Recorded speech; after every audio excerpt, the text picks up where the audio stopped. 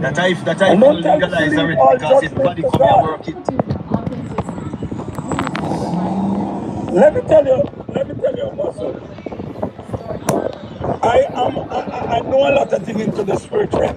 Yeah. And it's the first we ever see witchcraft We are alive. appearing in the land of Jamaica. Thank you. Since this government came into power.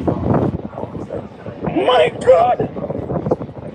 Everywhere you turn, people are affected by witchcraft in this very land. A lot of people come to my church, and when they come, if you check it out, a witchcraft. You pray for them, a witchcraft you have a upon. What is happening? Witchcraft the nation increase. have forgotten God. Yep. And we take it like nothing. True. And we pretty it up. But woe be unto us enough. If we don't turn as a nation in this election, because this election is going to determine whatever, we are in for trouble.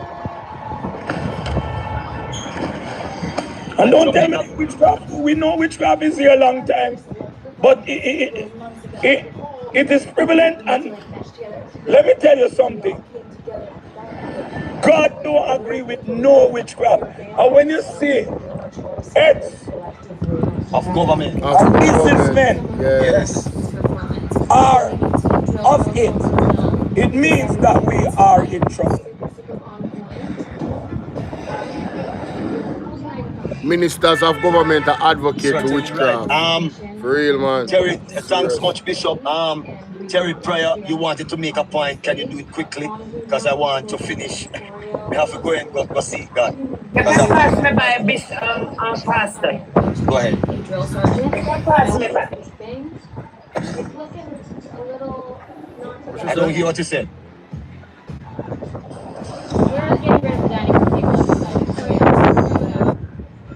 Terry Pryor. All right, Apostle.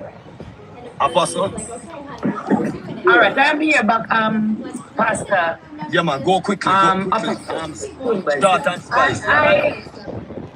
Yes, I am not really celebrating it because the job is not finished. Yes. But I am one of them who are on the praying line for years now, knowing the value of evil that this man brings. Right. And I already know that the Lord has posted on him.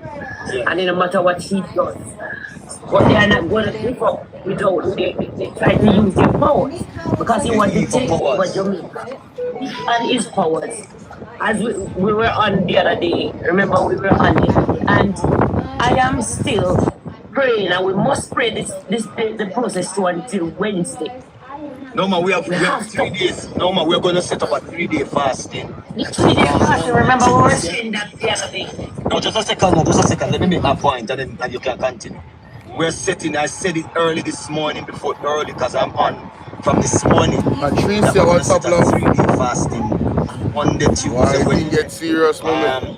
But they are listening to Pastor Peter Chambers on TikTok. We have to pray. Some other pastors. Because they're planning I had to go live and I election. could catch some of this. I'm going to post it still. Why? I'm going to post it on YouTube. Remember, As a matter of fact, I'm on fasting for 2 weeks now. Okay. What? 2 weeks? Damn. remember that a couple Saturdays ago we were on, and that was the plan to see it through because we must do it. People let me know if you not hear it. And I know a lot of persons are praying. When I hear background noise, Let us watch the result. I will not hear never this. lose anybody. Never. let me know if you not hear this.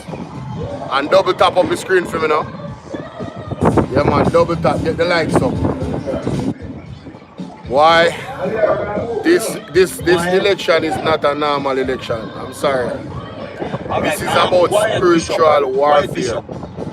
And it's about good against evil. Literally. I'm really seeking the Lord for God to move in this election. Because a lot of us are like that privileged, and we need to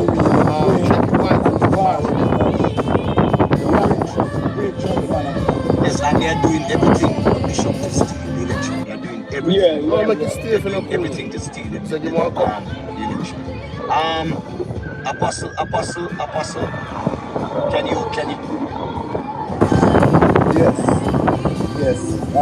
My closing statement is Deb, what's I up? am viewing What's the up, Deb? comments. I love every single book, and Yo, the also reason that why loading I'm here areas? sharing the visions. Wipe it off. Clean it.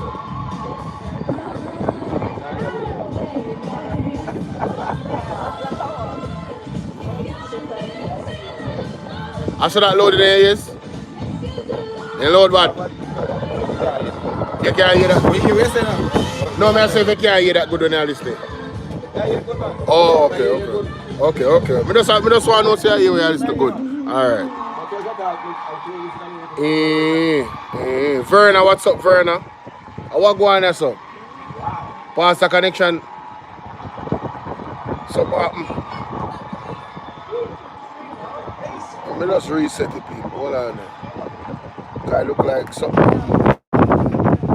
Connection. Your response of biasness Somebody call him and and interrupt the thing. hurt See, would come have back been now. different because you would have A true. Be a face right will be throughout the working Bible. from the people level in Men a of God, government like became yo, political it's in crazy. defending kings and It's all of crazy. that. And it used to be different. It was more gruesome then. Because when a man don't want a king, them go and kind of thing, execute the king. Yes. Andrew down stay from far and feel a sniper and I'm foreign. Or a arrow shot right through heart. These things happen in the Bible. And quote me, please. Don't go now and clip me out and say I'm threatening the prime minister. Just to make that Because clear. they're so light, they're so lies, now they know how to tell some lies. Listen, They're That's what I'm evil. We saying. you understand. can't pull off that part Good. the way you I play don't the have a pan. personal vendetta against You can't pull off on the Michelangelo. blame. I have never met the man in person. I've never encountered the man in person, but spiritually, I am a spiritual man. Some of you would go to church and you book me in your parish and you want little help prayerfully and you are the same one that come at the altar and say, pray for me. You're the same one who have a problem because you don't know what can happen to you. God forbid anything to happen to any of you, whether you're a PMP or JLP, you would want a man of God to pray for you. So don't speak them to men of God. You don't agree with something, do the same thing you're encouraging us to do. Pray. Ask God to reveal it to you. You don't know something? Is that don't better? style a man of God or Thanks for the style a woman feedback. of God because you don't agree or you don't understand. No disrespect no needed. Nobody no need to bring down nobody. Nobody no need to do any of this. We are just saying repentance means change of mind and change of heart. So don't just quote the word repent. Actually make a step. To repent is to change your mind. I am changing my mind and my heart from the leadership of Dr. Michael Andrew Holness because I do not feel that he's no longer fit to lead the country of Jamaica. Integrity is in shambles. His life is in shambles. He's a general. He's a trickster. I've met people that know him personally, and they would have shared their 2 cents that I have already picked up in my spirit. This man is not fit any longer to lead the country. And if you will say, well, the two of them bad, well, there is two bad, but you still have to choose one. At least the one we're not so bad. Yeah, thank you. Let me You're right, Apostle. I want to thank, all of those who came on the panel. Bishop, Anointing Terry, Terry Prayer, and Apostle. Positive, Spence came on, Bodo came on, Shernit. All of those people normally, give their views of what is happening in our country. And we are concerned about our country's future. And that is why we are coming out in the manner in which not to be disrespectful, not to undermine anyone, but we have seen the shift and we're embracing the spiritual shift. God wants a new king. God wants a new leader. And we know on the other hand, this present leader doesn't want to let go of power. He's hungry for power because he has not accomplished the objectives of the international men and women that he connected himself with.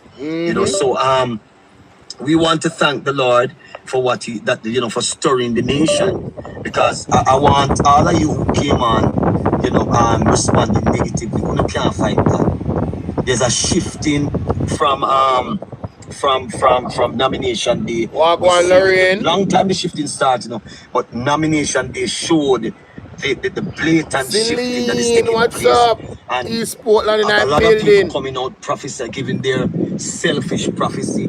Some of them giving prophecy out of divination. Some of them giving prophecy from the graveyard perspective. Some of them from the sorcery, all manner of prophecies. But listen, God will have victory over all. All right, so God bless you, everyone. Apostle, Dwight Positive, God bless you, Bishop.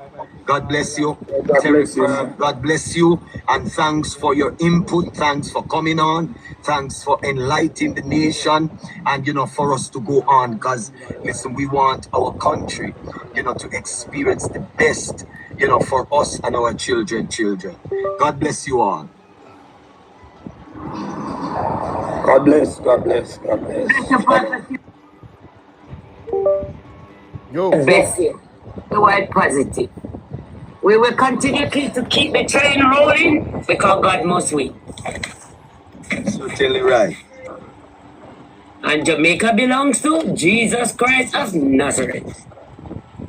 Thank you.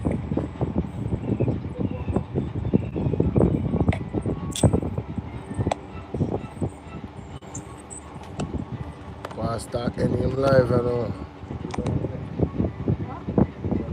Alright.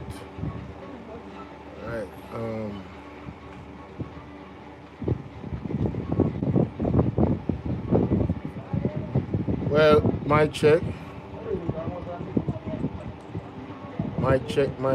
Alright, so ladies and gentlemen, there you go. That was Pastor Peter Chambers on his live stream on TikTok. Remember to like and share the video. There's a lot of things that was said that they were just dropping gems after gems after gems, standing on righteousness. This election that's September 3rd is not an ordinary election. If you're on the side of good, you know exactly. Yeah.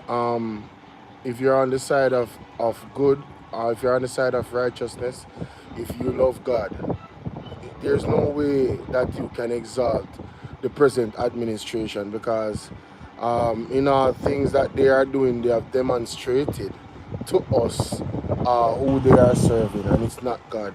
Who they are exalting, and it's not God. You understand? So time has truly come for us to go back to what our anthem and our pledge says. You understand? So time come for change, ladies and gentlemen. Time has come for real change. We're tired of promises. We're absolutely going to. Somebody phone is ringing. We're absolutely. Anne-Marie, how are you doing, Anne-Marie? We're absolutely going to be holding Mark Golding and the People's National Party to a very, very high accountability standard. You understand? They will not get the wiggle room as Andrew Onis has done for the time that he has been in power. We are going to be marking Mark Golding and the People's National Party at a very, very, very, very high level.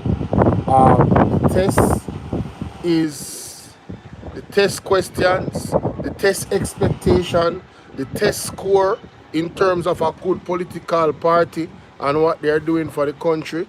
It has risen in this time. I believe that majority of the Jamaican people. How you doing? How you doing, Empress 13? The majority of Jamaican people are at the brink of breaking. They're at that point where we are saying, listen, we absolutely we're not going to take it from no political party anymore. It is at the point where as you slip, bless up, brother. It's at the point where as you slip, you slide with the Jamaican public. You understand? And the People's National Party, in my opinion, has done a very good job in making it clear to us, the Jamaican people, what their plans are for us, the Jamaican people.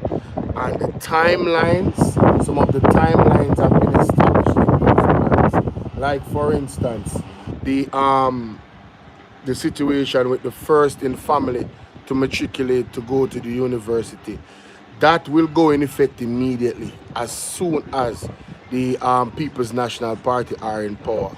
How are you doing, Ryan? The other thing is this. Thank you, child of God. The other thing is this. When it comes on to your tax removal of your tips, when it comes on to the tax removal of your overtime, that is going to be immediate. So it's not something like, oh, what Andrew Honest did in 2016 when he told us, you know, I'll be putting out term limits in 100 days. And then last night in the debate, come and tell us that he made it clear to us that he has moved away from term limits because it does not coincide with the Constitution. And for all the constitutionals out there, you know, I'm going to go into the People's National Party conference that they did today. I was very pleased, but that part of it was not addressed. And I would love to find out if anything in the Constitution, as it is right now, states, where's Isaac Buchanan? I would love to hear from him. I would like to find out if there's anything in the Constitution that states that you cannot have term limits. Does the Constitution of Jamaica stop? And I'm asking the question, I don't know, so I want to find out. Somebody said that. Somebody on TikTok said, I'm not sure if I can make a comment. Hold on, wait, let me read the comment. Hold on, I would make a comment, but I'm not sure I'm Jamaican. Oh, that's a good one. That is an absolute classic. But we're going to get there. Let's continue because I have a lot to cover today, and I am late. You know, I got caught up with other things, but I was supposed to go live from this morning about 11 o'clock. But it is what it is. I dropped 2 videos this morning. Alright, decline. I can't take any calls right now. I dropped 2 videos this morning, and you guys should go check it out. One of them was from Mark Stewart. Alright, very important message to the nation. I'll just give you a snippet of what he said.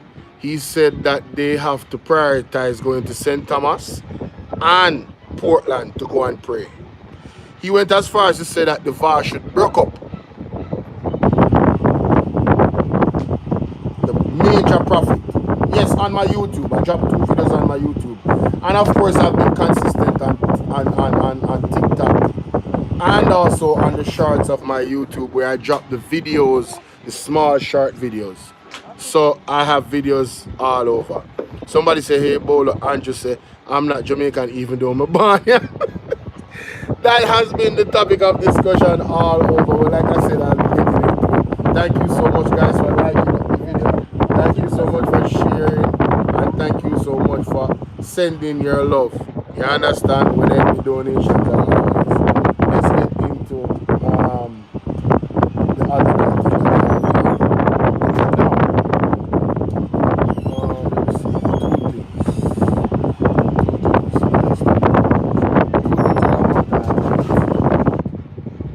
Alright, so in this one, ladies and gentlemen, we have Pastor Peter Chambers, alright?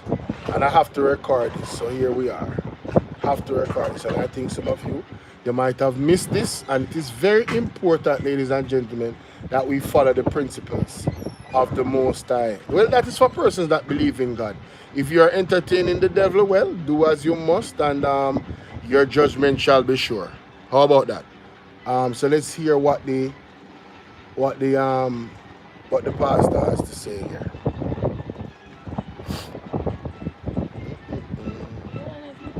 Take out this overlay. Boom. This blessed afternoon. Here we go. Your apostle Elijah Peter Chambers here. Yes. It is imperative that I do this video continue on a continuation of Balak and Balaam's situation. However, why we are heading in this avenue, it is because I was just watching a video it. Okay. that was sent out by the minister of, I don't know if it's transport. Oh, the vice gone because the campaign trail. who had a bottle of rum sprinkling on the buses that they bought to transport our children. And then they brought in another minister pouring holy oil. There's no scripture that declares that holy oil is coming from the heavens.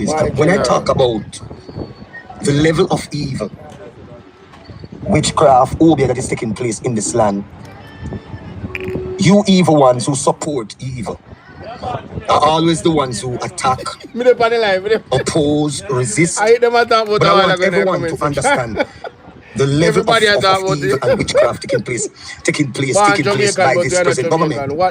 What Minister Vaz literally was doing, he's literally giving the spirit of the dead legal rights to control the buses. And you cannot delegate, say you're asking for coverage and using demonic powers. Why didn't you call for the remnants, the church? And then you have another set of people cursing the church for cursing the church about the church doing the same thing. Who is the church? What is the church? Not everyone that declares that they are of the church are the church. Remember, the Mormons speak. Lions dead, what up, my brother? Salute to you, King. What do they preach? Never walk on. Big up. The Mormons has nothing to do with Jesus Christ, the Son of the living God. Do they use the name? So a lot of people use the name, but they are not of the kingdom. They are those that comes into the fold, that comes into the body of Christ, that are not of the kingdom of God. The Bible said many are called, but few are chosen. Yes. So what literally is taking place with the situation with the Vaz? Evil spirits will legally control the buses. Wow. Because the rum now, they use the rum to feed evil spirits. They use it for protection, and the evil spirit can't protect you. Wow. Evil spirit destroys you. The only power that has the legal rights to protect you, it is through the name of Jesus. There is no other name given among men whereby we must be saved. So the other minister who came with the holy water, they are under the disguise of Christianity, but delegating occultic practices. So the two of them, the minister and Minister Vaz, make matters worse. So the parents of Jamaica, we've got to be very, very concerned. Should I send my children on these buses that is delegated by evil? Another question. Most of you came out and bashed me. I think this young man by the name of Daniel, he said that he's a prophet, but the Lord told him that he didn't call him as a prophet. He was ordained as a prophet by men. And that is why Brother Daniel is supporting the evil. And I keep saying it over and over. Those who support this government, you are supporting evil. And it will be exposed on a regular basis. You will see it blatantly. And I'm wondering, are we blind? Are we so blind that we see the blatant witchcraft, the delegation of the rituals, of the graveyard spirit? Listen, Minister Vaz, we're not fooled to this. You're communicating with the graveyard spirits. And I'm going to link you to everything and for you to understand what is happening here. The revival order, the Kumina, and the Pocomania, they are from three categories. But these are ancestral spirits, West Africa spirits. What you literally did, you wake up the spirit of the dead. You're giving the spirit of the dead legal rights to control the bus. So if you are giving the spirit of the dead legal rights to protect the bus according to you, then that means there's a death warrant for our children. There is a death warrant for the Bible said that you should not go down to Egypt. Egypt means witchcraft, obia, iniquity, voodoo, the occultists, the lodges, the dealerants, the Illuminati. And a lot of us are on, most of the ministers in the present cabinet, they are grandmasters. They have initiated themselves into the dark world. So I want to say, when you asked me last Saturday if I'm okay, I'm okay. Hearty, healthy, and strong. And let me tell you something. Most of you are trying to fight me in the spiritual realm. It doesn't make sense. You can't win me. I'm an eagle, and you are like chicken and sense fowl. I'm an eagle. You can't shoot down an eagle so easy. Eagles they are so fierce in the sky. Their power. Thanks for the follow, guys. Thanks for the likes. In the atmospheric realm, you can't beat them. So if you want to win a spiritual battle, you have to be above them. And I'm above you all in the spirit. And that is why everything that you send at me, every blow that you sent, demonically, it bounces back, it goes back to you. Back to the because center. You cannot touch the Lord's anointed. Can't do no, can't do her no. And the children of Israel, that is Numbers 22 verses 1. And the children of Israel set forward and pitched in the plains of Moab, and this side Jordan by Jericho. And Balak the son of Zippor saw all that Israel had done to the Amorites. And Moab was so afraid of the people because they were many. You don't see what is happening in Jamaica. More people are supporting the PNP party. True. So the people became afraid because they were many. And Moab was distressed because of the children of Israel. And Moab said unto the elders of Midian, now shall this company link up all that are around about us, as the ox linked up the grass and the field. And Balak the son of Zippor was king of Moabites at that time. The king of the Moabites, they deal with witchcraft, obia. They have graven images. And that is what is happening in Jamaica. Graven image. They have raised this man to be bro God. And many of you, you need to do your research. You need to define what bro God, what is the definition for bro God. I saw a young lady giving the definition and declaring that Andrew Holness should have the third term because it is declared from the demonic realm. From the demonic realm. They want him to go back in to accomplish a demonic accomplishment. And many of you are supporting him in blindness. You're so blind. People are going to drop down, brother. Warmington went to one of the meetings and he was drunk like a bat with rum. So it's a rum spirit that controls the Jamaica Labour Party. You don't see what happened? Every time that they have something, all they do is eat, drink all manner of rum, and they get drunk. And what they do, they initiate, they call. They graveyard spirits. The people of Jamaica, listen, dog, eat no supper. If you don't get rid of these people and get rid of them and get them out of the Parliament House, because Jamaica is heading into serious destruction. I got a vision. It was 2 nights ago. I got a vision. And I came up with such fear. A 8.5 magnitude earthquake hit Jamaica. Children were on the rebels. Some were on the houses. People were crying and screaming. And listen, the cry and the scream was atrocious. Jamaica is heading into some serious destruction. Wanna hear that? And only God can save this nation. This nation needs to repent. And it is sad that the pastors are in it. When you see pastor coming out saying that stick to the evil that you know. Madness. How can we stick to the evil that we don't know? Madness. Minister Vaz said that you must stick to the evil. And ministers who said that they are called by the name of Jesus Christ telling you to stick to the evil that you know. Listen, we don't know no evil. We were not grown in witchcraft and hobia and use rum sprinkling pan car to call down graveyard spirit, ancestral spirit of the dead to control our sons and our daughters. The Bible said that you should have no other gods beside me. You should have no other gods beside me. And Jamaica is heading, when you see the blatant witchcraft, Minister Vaz, you're just exposing yourself more and more. And there are more of you that will come out to expose yourself. So, Elijah, Peter Chambers, I am here to speak on the matter of the national debate. It was a superb one and win What's up, for the PNP party. The national debate for the upcoming election for September 3rd, 2025 has concluded who God has favored to be the next Prime Minister of Jamaica. As a cry of the citizens, we need a leader that is transparent and accountable. The PNP team did well as they exposed their objectives for the future for Jamaica. Their manifesto exposes they went and did their own work, while the JLP party running up and down talking about third term. All the representatives did well on the PNP side. I gave Julian Robinson the man of the match. I had the opportunity to meet Julian Robinson when I was in St. Mary. He's a reserved person that does not speak much. While everyone was having conversation on the platform, he sat quietly and listened to everyone. Respect, Oshin. I looked through the spirit, and the Lord revealed everyone to me that sat on the platform. Bless up yourself, Andrea. But Julian every time. Robinson was wise as a serpent and harmless as a dove. Remember. However, it is sad that for 9 years the JLP party has no manifesto. Tap up the screen.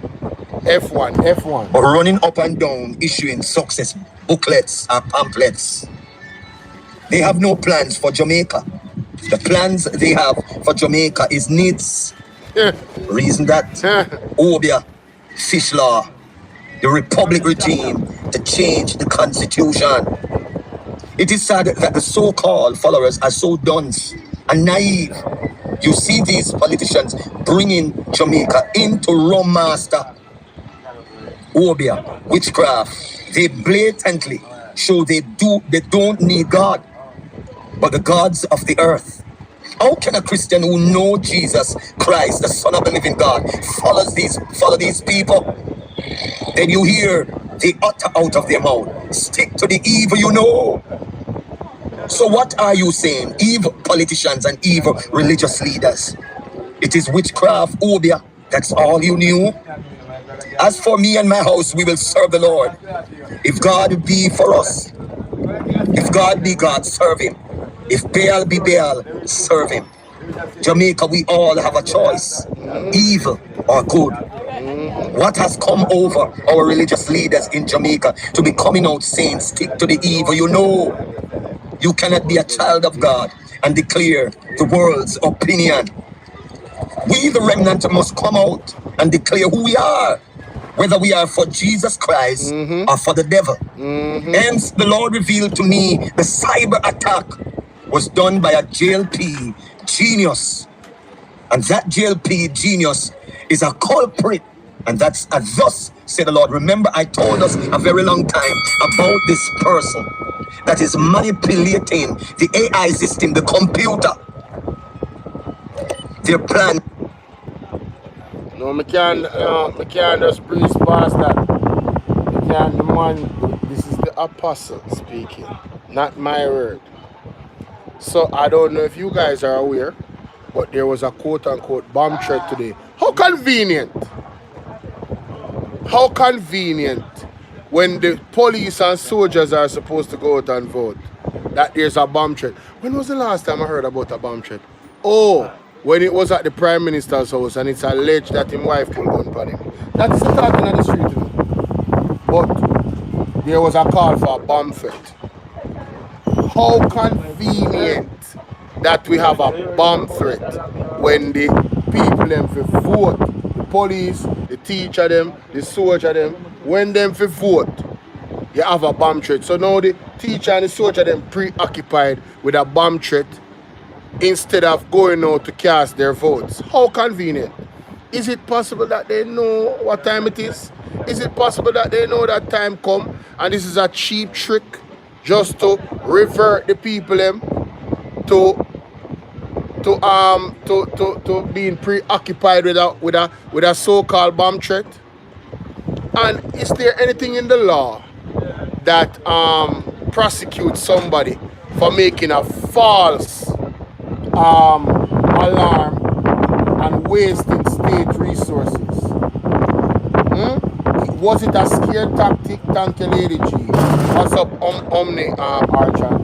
Was it a scare tactic? Should it be big up? Was this authentically a bomb threat?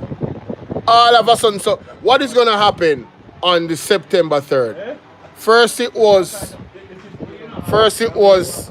them allegedly move the polling station for Manchester and St. James, right? Where the police them supposed to go vote.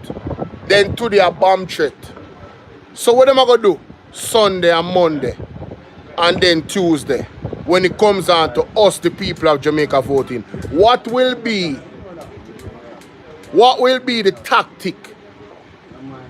Right? What is going to happen? And then Horace Chang, the actual Secretary of the Minister of Security, National Security, came out and made a statement against the People's National Party to suggest that the People's National Party is responsible for bomb threats. I'm not even going to elaborate because Raymond Price did an excellent job in just destroying him. Well, let's continue with the pastor. Wow. People, when you talk about desperation, this is what it looks like. The JLP is desperate. Are to steal the election. That's their objective. See there. The change also of our police and soldiers is to restrict many from voting because they know that they're at the edge to lose. The Prime Minister knows he's already out while the hungry belly laborites in the back of their mind. Pro-God cannot lose. Some of you going to have a heart attack, you know. The nation is waiting patiently to go out in their hundreds and their thousands to vote against Andrew Holness and his Obia Witchcraft team. Many planes jammed with PNP supporters flew down for some weeks now. Thank you for the likes, guys. Thank you for the likes. To secure the win and to run out a dictator and a corrupt leader that cannot expose his statutory asset. Embarrassing. He needs some milk. We desire a massive landslide victory because Andrew and the EOJ, their desire is to steal the election. Another prophecy came to pass. Remember, the Lord told me that the EOJ is a part of the corruption. Yes, you know, me can't cyber find that video. done Real thing, by the GLP, genius, just in the Lord. Find that video. Jamaica, we have seen good and evil are at war in Jamaica. Righteousness exalts a nation, but sin is a reproach. Yeah, Andre, they said, me never be holy. But yeah, he know them tactics, you know. Andre know them tactics, you know. The debate sends a message, a strong message of the JLP burial. As the nation is gearing up in their hundreds and their thousands to vote September 3rd, 2025. Andrew, you should never put the election on the 3rd. The 3rd means death and burial. You buried yourself in your own grave because of greed. What's your up, countenance last night looks like your face was swollen, like your face was beaten. Hallelujah, in a boxing ring. The Honorable Mark Golden gave you some strong job. Like Mark Golden punched you right and left with a jab. You were angry and quarrelsome in your debate. You were placed on the defense. Yes. So you weren't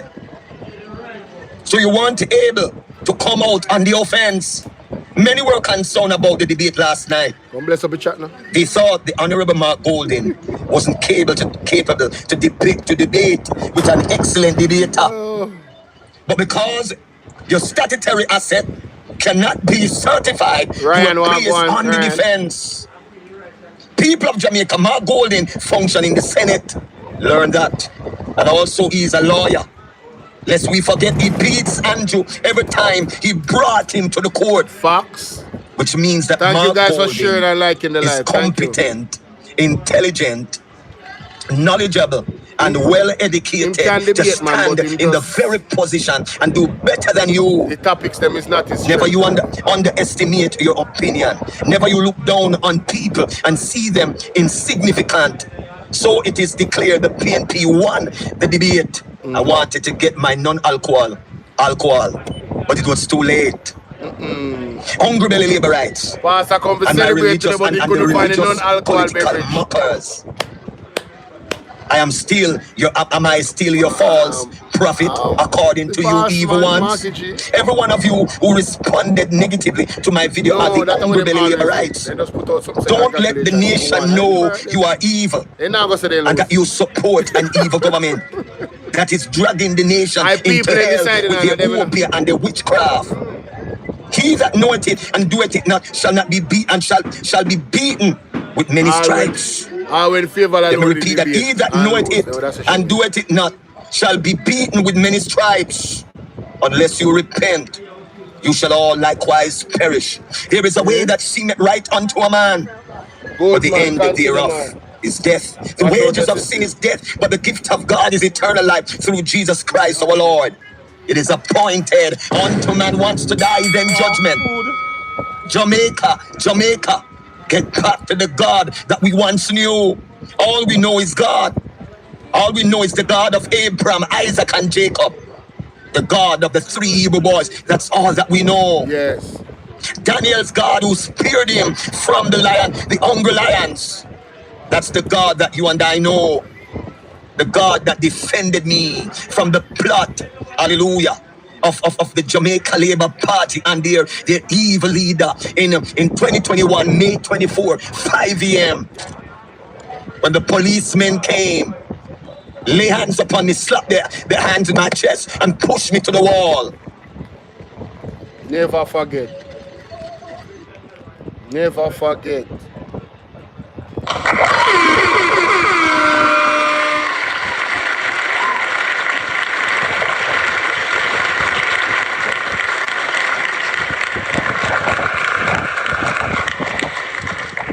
Now, ladies and gentlemen, remember to follow me on all of my platforms, like, share, and subscribe to the video.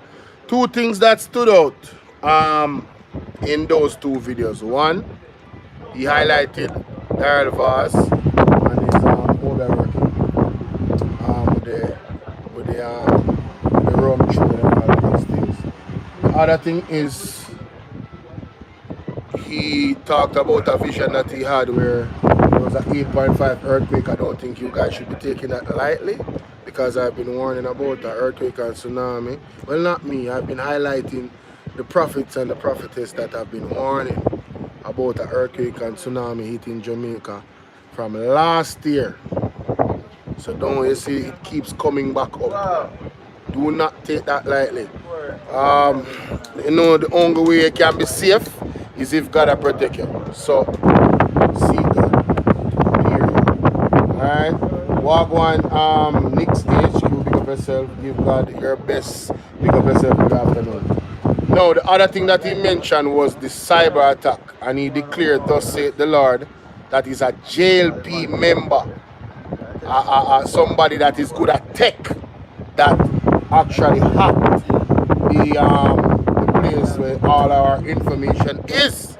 Not my word again, that was a thus saith the Lord, you know. Not my word. Right? So that is what the apostle said, is a JLP member, a techie person, and this person has been operating. He spoke about him before in previous videos, or she, whoever they are, and they popped up in the realm of the spirit again and was revealed the secrets of heart. So that is that. Let's move on. Remember to like the video, share the video, and all of that good stuff. So we're going on to the next topic. No. Let me see. Yes, sir. I appreciate the voter confidence, my brother. I appreciate that, sir. I receive it. I receive it. I receive it. I receive it. Elevation is the best thing, you know? Yes. Nice AC. Yeah. Office and everything, you know? Nice studio and everything. No job. That is it, bro. Yeah, man. I want thing with the community, you know. Them really family oriented. So I said everybody shout out them and that. Show. What? A bastard. You know how much things we learn from Right Mango? When Right Mango talk, me just go up on Google. I'm gonna find everything where she has said true. She dangerous, man. She have an encyclopedia when it comes to politics. She don't normal. I'm not good. She don't normal. Me and man attack, I look parliament. He nah read nothing. No, man, he nah no notes in front of him. He nah no notes in front of him. No notes. You see me? Anyway, ladies and gentlemen, welcome again to another one. Hear me say, you know, say, last night, if you guys watch my live, I requested that the PMP did do what they did today. Come around 12 o'clock, 11 o'clock, and do a press conference and debunk some of the lies that was told by Andrew Honest. And here we are, ladies and gentlemen. You understand? I want to give a big special big up to Senator Donna Scott Motley. Oh my God, she came in with the hammer. All of her points were profound in this press conference and need to be echoed and resonated all over Jamaica. For all those undecided voters, please listen to Donna Scott Motley. Alright? Let's get into it. Let's get into it. Let me see. Good morning, everyone. Yes. Good morning to all of you here. Yes. And good morning to those who are listening online and from the diaspora. So, the elections are on us. What an exciting period it has been. Yes. I want to introduce the other persons who are here with me today. To my right is Raymond Price, who is a campaign spokesperson. Right. To my far left is Cleveland Tomlinson, who is also a campaign spokesperson. And to my immediate left is Julian Robinson, who, as you know, is for this moment, for a short time longer, Yes. the opposition spokesperson. Soon to be Minister of Finance. He is our main guest, and he will be breaking down the financial implications of our proposals. We have presented to you a manifesto that sets out a clear path to modernize Jamaica's economy, Right. strengthen social services, and build a fairer society where every citizen has opportunities to succeed. Right. Rather than growth for few, it promotes inclusive economic development, Yes. supporting small business, encouraging innovation, and investing in sustainable industries like renewable energy and technology. But most importantly, it is a manifesto wrapped in love, in social justice, in equality. It is a manifesto that places Jamaicans at the heart of everything that we do. I use the word Jamaicans in our context because this morning, Because I'm favored by God. Like when I see people's lives and stuff, I don't even look at them. subscribe You know what I mean? Like, I don't want to look at nothing I don't want to have. Shout out to the new subs. the heart of everything that we do. I use the word Jamaicans in our context Yes. because this morning, children woke up asking their parents, Am I Jamaican? Am I a Jamaican? My Mommy, God. am I a around here if you touch my leg. It's love. Matter of fact, don't move that hand. No. That's right. Don't Mike me and tell me Diddy was touching on your leg while you was sitting right here on this couch. Trying to, but I seen him before. Diddy, get the hell out of the studio. Yeah, I gotta mute. Velma, how you doing? I gotta mute these notifications. There's a lot of people subscribing, and it's going to interrupt every minute. So, yeah, let's move on. Jamaican daddy? Adults went Thank you, to bed last Velma. night confused Let's as play to that what, again. asking their parents text of everything that we do. I use the word Jamaicans in our context because this morning, children woke up asking their parents, Am I a Jamaican, mommy? Am I a Jamaican daddy? Adults went to bed last night confused as to what exactly the Prime Minister meant when he said you can be born here and not a Jamaican. That was crazy.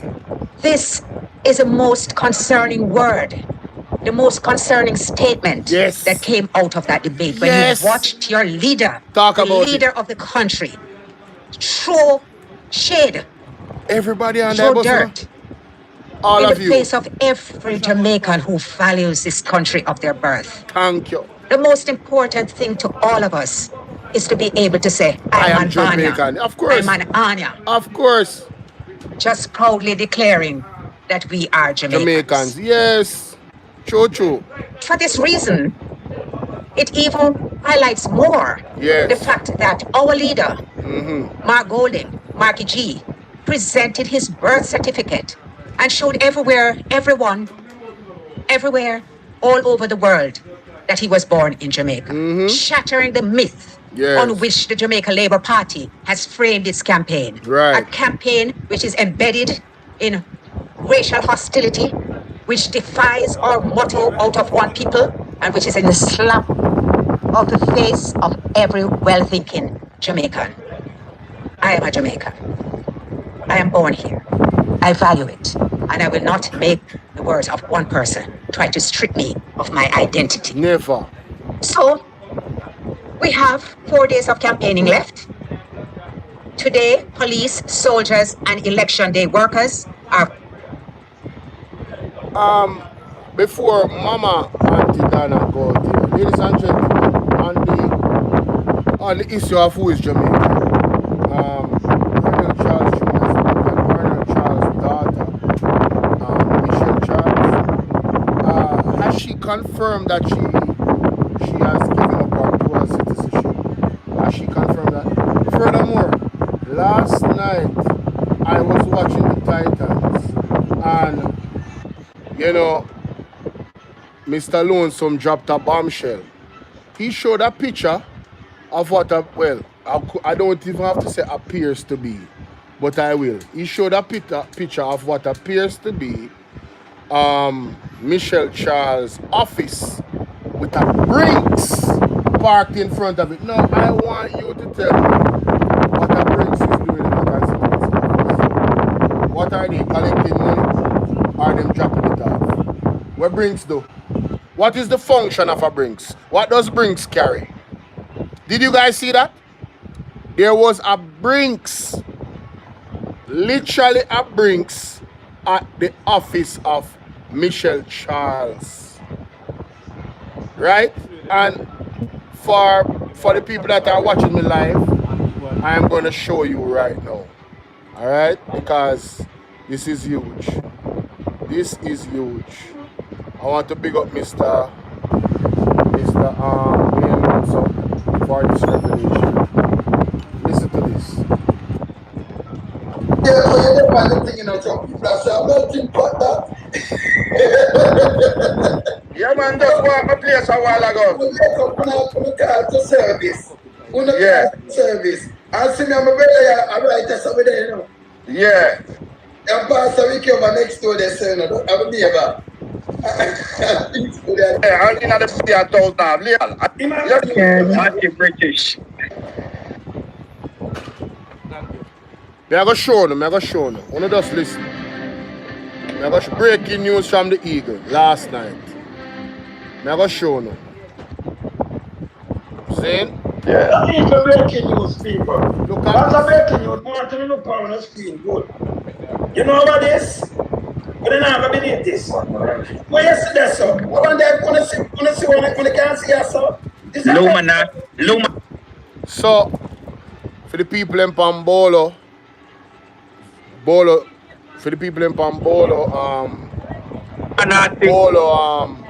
I would like to 2.0, wanna see the Brinks. Let me show you people on TikTok. Let me show you people on TikTok. This is Michelle Charles' office since evening. Look at Michelle, this is done at Port Marant. Look there. Me don't know if the Brinks are going to fear office. Remember tomorrow, police and who for the boat. Look there. And yes, they bring straight up in a fear. See that? So she can't say that. Remember, you can't say we can't drive up and take it. Come on. What Michelle? I never the money in the Brinks security for buying boat. People in TikTok wanna see it. Alright. People in Pambolo for an clip, so look on this. See there? Remember we just captured this on his chair. See that? Yes, it says I can't wear captured thoughts. Remember the eagle there doing, you know. When they say the Brinks of people, what am I tell these? Eh? I know that. So, ladies and gentlemen, like I said, them have bigger issues. Alright? Them have bigger issues. That is a Brinks, allegedly. I just like to say allegedly, because I know them still. Allegedly parked up at Michelle Charles' campaign office or head office, constituency office. What is a Brinks doing there? Anybody? What is a Brinks doing there? The day before, the police officers are to go and the soldiers and everybody is to go. Could it be that they're buying votes? Could it be that the Brinks come drop off money? Could it be? I'm just asking. These are critical questions because this is odd. But I digress. I just wanted to throw that in there. Her dual citizenship, we have not seen any evidence of her denouncing it. And under the law, if she is a dual citizen and she hasn't given it up, she should not be running in this election. It is illegal. It is unconstitutional. It is against the law. Moving on. Let's continue with Mrs. Donna Scott Motley. And some concerns have arisen, which I will ask Raymond to address. Thank you very much, Donna, and good morning to everybody viewing and listening.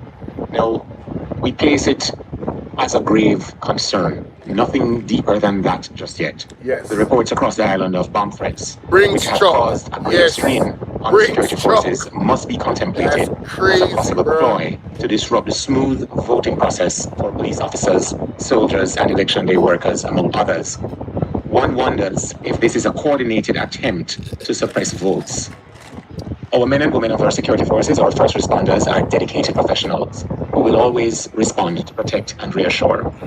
They too, as citizens of Jamaica and on the voters list, have a right to exercise their franchise.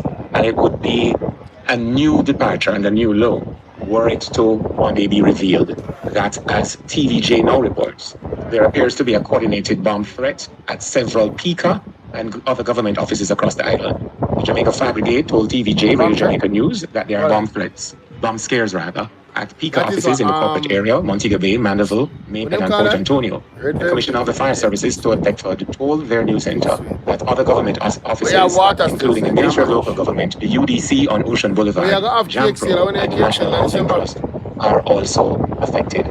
We would call upon well-thinking citizens to abhor this development, and we extend our prayers and our support to the men and women of the security forces who will, as I said earlier, always respond to protect and reassure. Thank you, Raymond. Julian, did you want to say something on that score?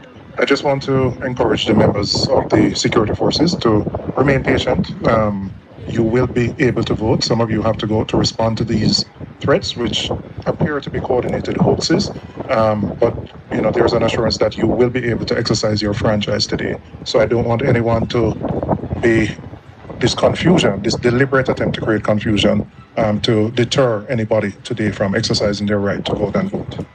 And I really want to frankly add my thanks to the members of the security forces, knowing that they serve and protect.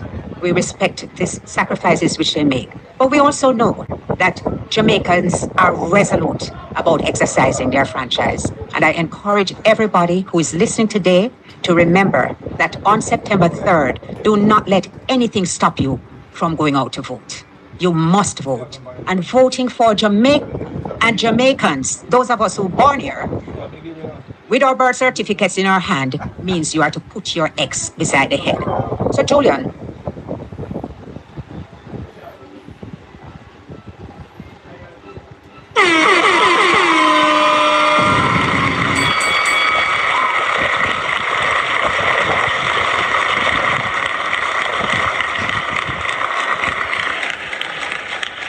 One splash the G9 place we are dealing with, my brother. So people that are the first segment, you know, them address the situation with Andrew when he's talking about you're not necessarily a Jamaican because you're born here. You know. Him come up with some other definition that was thoroughly addressed, and then also, you know, we had to give the report of the Brinks truck that was parked up at Michelle Charles Constituency. And we have questions surrounding that. We just want to know, is it that the truck is dropping off money? The beryllium truck is dropping off money, or is it picking up money? What is happening with that truck? But we're going to march on to progress like my brother Splash DJ has said, and we're going to move on. Those are some of the key issues there in the first segment. Yes? Let's move on. Now, ladies and gentlemen, a lot has been made about the $3.5 million threshold increase by the People's National Party. The Jamaica Labour Party has, and their leadership, has tried to suggest that the PNP simply cannot fund this without hurting the economy. Now, in this segment, Julian Robinson is going to give a clear and cogent description, explanation about how they will actually fund this initiative to actually raise that income tax threshold to 3.5%. and who will benefit and how, and some of the things that they could possibly do with those extra money in their pockets.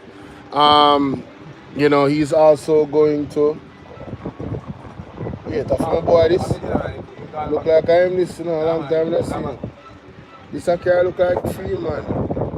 How much you want bet say? Me see like him a look on nice, then go there, turn and park on right. Anyway, but anyway, people, Mark, Julian Robinson is going to fully explain this. So let's go into it, ladies and gentlemen. Lord have mercy. Ciao. Never start that over back. Sorry guys. So welcome to the platform. Please remember to like and share the video. In this segment, Julian Robinson is going to debunk all of the concerns raised by people, including the JLP that is gaslighting the public to believe that the $3.5 million threshold raise that will come into effect on April 2026 is not doable. It's simply going to hurt the economy by doing so. And of course, he's going to explain that very, very clearly in this one. So like and share the video coming in. Don't forget, it's very important. So let's get up to 2,000 likes on this video, ladies and gentlemen. Yeah, the videos need to be hitting 2,000 likes. We are at 25,000 subs, and you don't sub up to our channel not to hit the like button. So I'm going to remind you before you come in to hit the like button. It's very important so that the videos go out fast. All right? Yeah, man. Let's get into it, ladies and gentlemen. We can come back to the press conference last night, because this is really an interactive session. Lorna, how you doing now? We are talking to you. We want a conversation. There has been much criticism about the PP's 3.5 million tax plan. In fact, when I watched Minister Favor Williams, who was supposed to be the main person at the finance debate, and she says her response to it was lies, lies, lies, scam. It brought back some memories of how the discussions had emerged. We had actually been calling for an increase in the threshold for some time, and we had in fact increased the threshold before. Twice before we had done when that. the PMP was in office. So tell the people of Jamaica and the diaspora how it is that the PNP will fund this tax. Thank you, Rep. Before Julian go ahead and explain, this is something that I never knew and I have to highlight. Did you guys know that the PNP raised the threshold twice when they were in office? So the JLP is not the only one that raised it. Although they try to claim everything that they are the ones that did it, they are not the only ones that raised it. It has been risen before. And these things can be fact-checked. So don't come saying I lie them I tell if you haven't fact-checked it. Be responsible. Go out and read. You understand? Go out and do your research. Everybody cannot spoon feed you. You have smartphones for a reason. And who the cap fit, let them wear it. I'm not talking about the people that actually do, or the people that is probably watching me right now. No, I'm talking to the persons that it hit. Show the stone, and if it hit you, that means that you're not reading. And you're not doing research. And I'm encouraging you. Very much, Donna. And good morning to Jamaicans, both here and in the diaspora. I want to reiterate our commitment to implement the increase in the threshold to 3.5 million as of April 1st, 2026.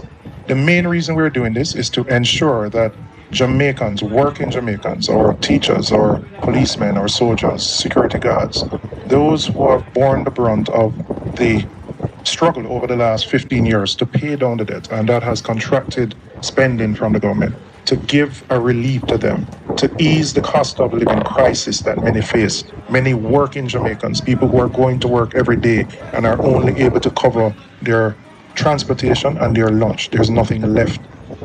So we feel committed to ensuring that more of working Jamaicans have more money in their pockets so that they can support their families, and that, in fact, will help to grow the economy. Now, much has been said about how we plan to fund this. The country had established a debt to GDP target of 60% by the year 2028-2029, which we were on track to hit in 2 years' time.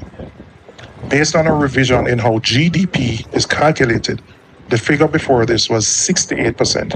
However, it has now been revised down to 62%. So I heard the Prime Minister yesterday speaking about 65. He's incorrect. And this has been confirmed by the Fiscal Commissioner in his release that we're now at 62.4%. And based on the projected down payment in debt, we will get to the 60% target by the end of this fiscal year, which is March 31st, 2026. What that does for the economy is that it frees up fiscal space for us to spend resources in critical areas that we deem to be priorities. Our calculation is that we will be able to spend an additional 2% of GDP, and our calculation of GDP, 1% is $35 billion.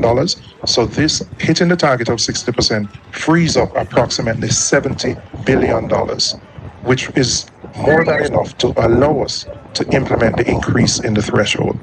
So for those persons who are concerned that we cannot find the resources to fund it, the space is there to do so. It doesn't mean that we're going to stop paying our debt. We still have debt to pay.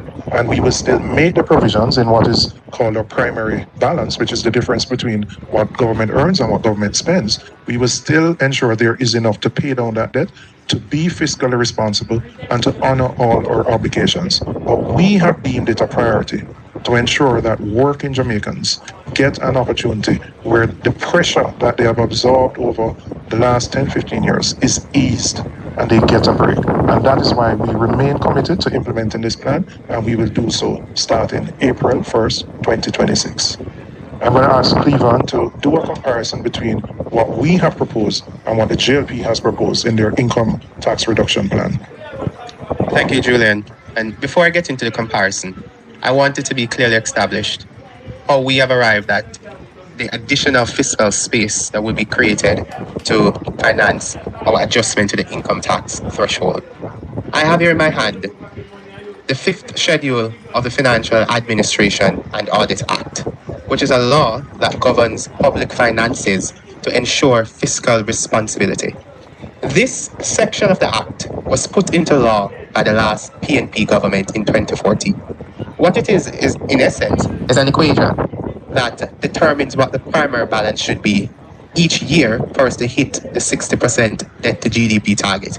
We had established it in law, and it was extended. The timeline we had established, 2025-2026, it was extended because of COVID, and the PNP supported it at the time because we understood the necessities.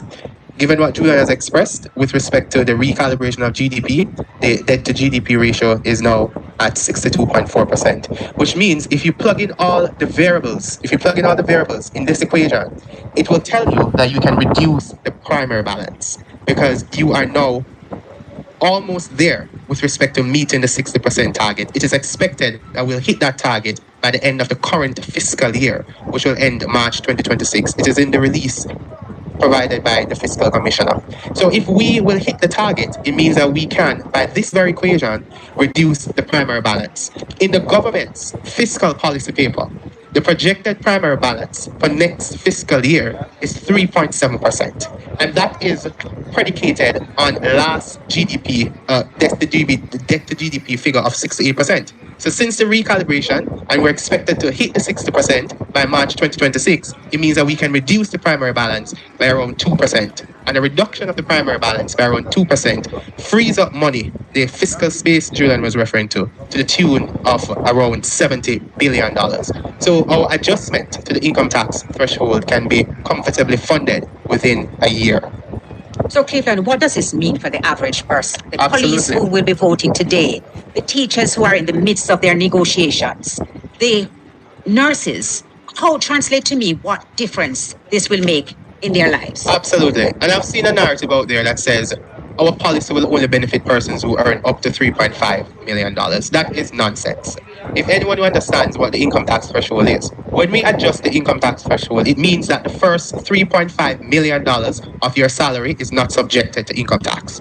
Any income earned above the 3.5 million is subjected to income tax. So if you earn above 3.5 million, it means that a lesser amount of your salary is subjected to income tax. So you are still benefiting from our adjustment. What it does though, is that it benefits those who are lower income earners. So those who earn up to 3.5 million will not pay income tax on their salary because that portion of the income, which is the entirety of their income, is not subjected to income tax. But this is directed at individuals who are at the lower end of the income scale. So the majority of our public sector workers, our teachers, our police officers, members of the Jamaica Defence Force, our nurses, the majority of them earn within the region of 3 million per annum to 3.5. Those who earn higher income will get a significantly disproportionate benefit relative to those who are at the lower end of the income scale. So our initiative is geared towards making the tax system more progressive.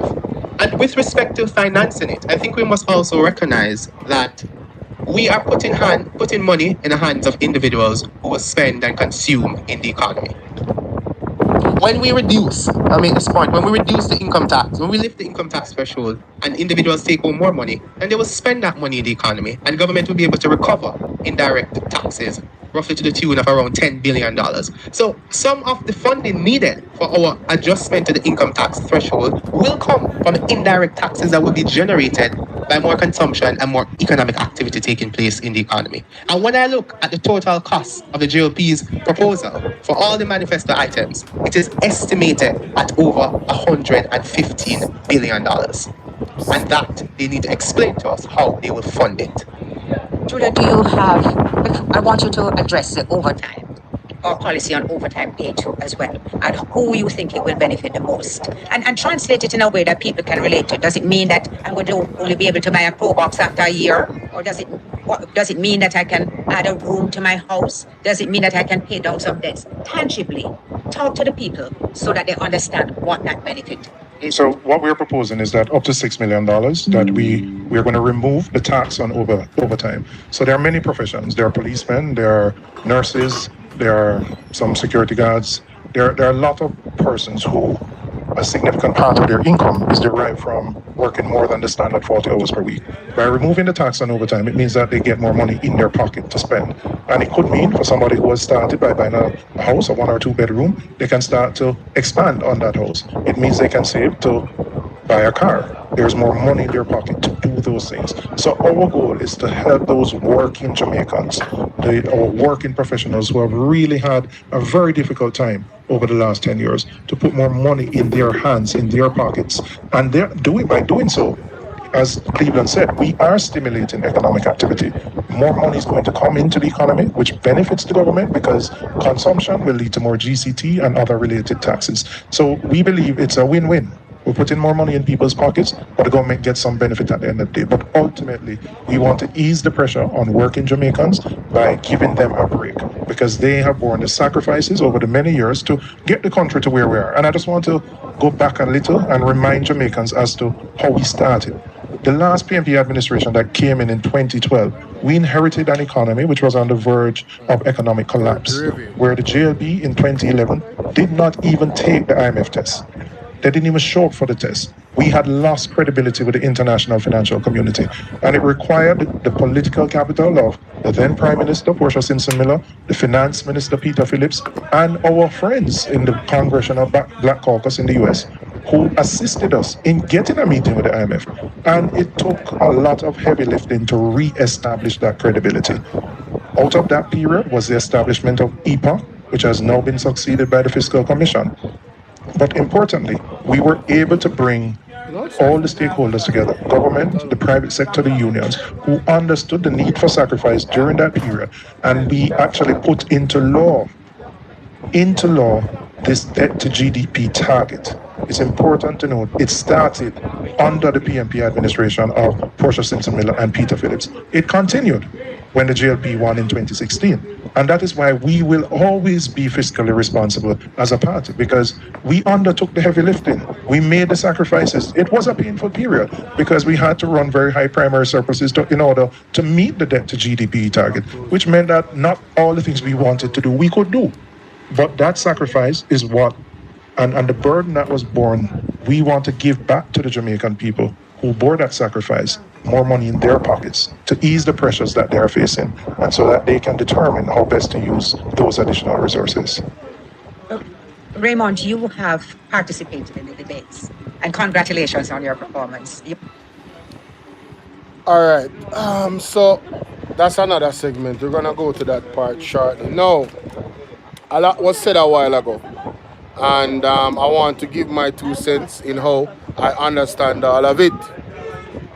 First of all, the $3.5 million increase means that after your earnings, anybody in Jamaica, whether you are rich or poor, after you earn $3.5 million in a year, every dollar after that $3.5 million that you already earn will be taxed income tax. On April 1st, 2026, that is going to be implemented. Now, the concerns of the Jamaica Labour Party and other economists out there is they're asking, how is the government, or how is Jennifer, how you doing? Salute to you. Christopher, big up. And Mary, how you doing, my love? Big up yourself. The question that they're asking is, how are they going to fund raising the income tax threshold to 3.5 million? As I understand it, there was some fiscal papers that was implemented by Portia Simpson Miller. Ralston Hyman was a part of that process. Mark Golding, and of course the minister, the finance minister at the time. Those fiscal papers guide the government as to bringing down the debt to GDP level every year at a certain amount. So it doesn't matter which government is in power. The GDP, debt to GDP is going to go down once you follow the law, because it's in law. Okay? Secondly, we are at the point where it's projected, right, by the same institutions of government that deal with the economy, that by next year, April, or even by the end of this fiscal year, which is in March, transition April will be the new fiscal year, the debt to GDP will be at 60%. It is currently at 62.4 or 62.5%. 2% of the debt is approximately $70 billion. And that $70 billion is going to be used to fund the transitioning of raising the debt to GDP to $3.5 million. I hope that you guys understand that completely. It is simply how they are going to fund it. That $70 billion is more than enough to fund the efforts to raise the income tax threshold to $3.5 billion. Now, what does that mean for we the people that are earning less than $3.5 million a year? Well, that means you're not going to pay no income tax and you're going to keep your money in your pocket. If you were paid income tax when the threshold was at 1.7, you're no longer paying it anymore. Those 40,000, those 60,000, them $70,000 when I come out and pay for income tax, police, soldier, nurse, teacher, all that, it's not coming out anymore. And you would say, some people would say, but that means it only benefits the poor people. No, it actually benefits the rich people as well. Because remember, after 3.5 million, that is when the other rest of money will be taxed. Alright? So the first 3.5 million, if you're a rich person that makes over 3.5 million, will not be taxed any income tax. Wanna get it? No. What they're saying is that with that money, if you want to build for your house, you can buy more block and cement and them something there.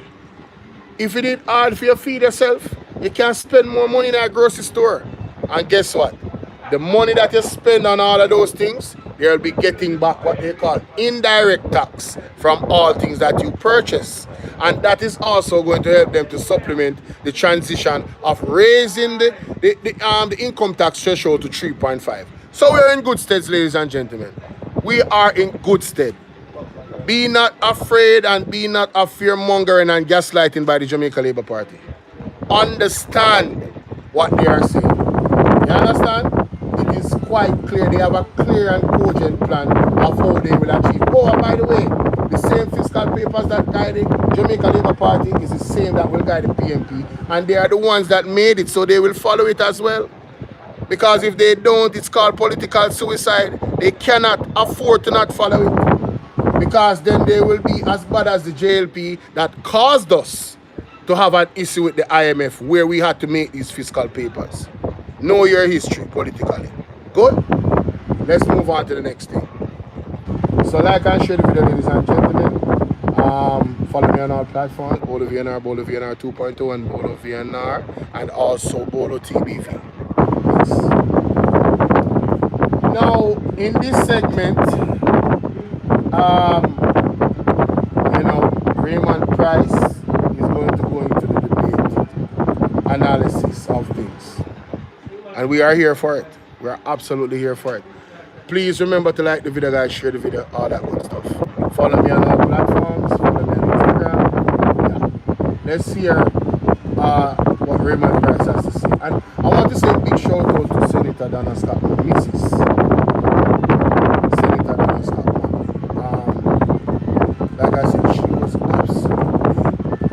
she was a maestro in this press conference, directing the traffic, passing the baton to Julian Robinson, Raymond Price, Cleveland Tomlinson. She was instrumental, right? He said, before you move on, is GCT going to increase? There's no indication of GCT increasing, no. They have not mentioned any increase in any taxes. I'm just going off directly what the People's National Party said they're going to do. All right, let's go. Raymond, you have participated in the debates, and congratulations on your performance. You all did so amazingly well. I don't think that any fair person would not agree with me when I say that the People's National Party won all 3 debates in a resounding way. But I want you now to share your takeaway. What were the things that struck you about these series of debates? Of course, I would like you to focus on last night's debate, because that was the highlight. Good to hear it, Mary. Good to hear it. It's Barbara Green, thank you. So share with us your takeaways. The performance of yesterday's debate has created a new language in Jamaica, a motto, if you will, new PM by 1 p.m. on election day. Mr. Holness's performance was underwhelming in no uncertainty.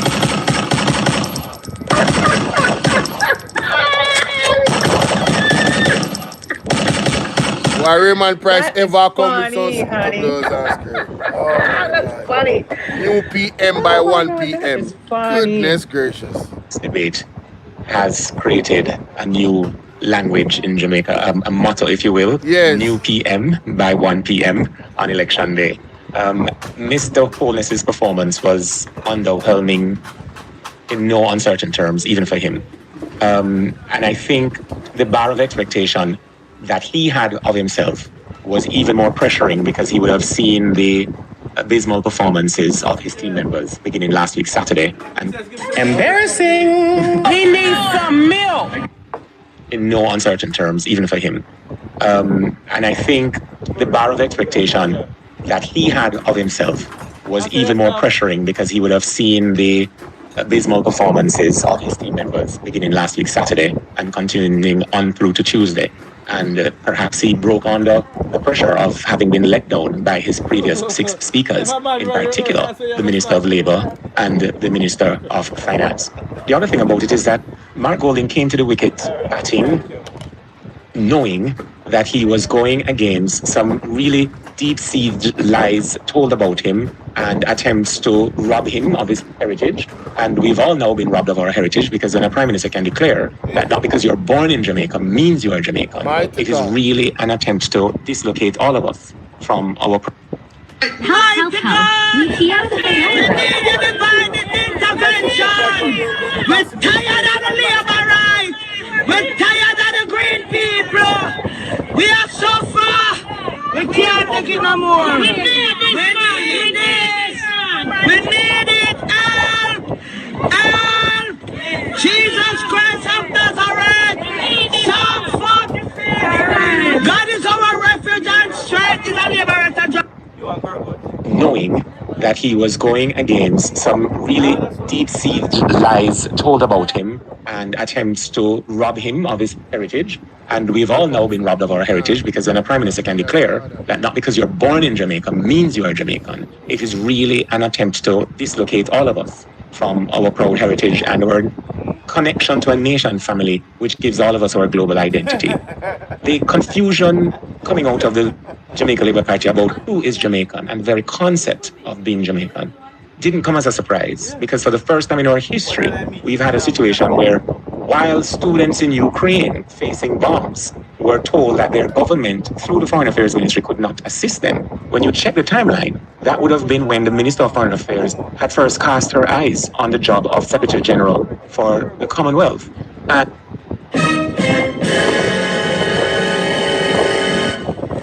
Emotional damage.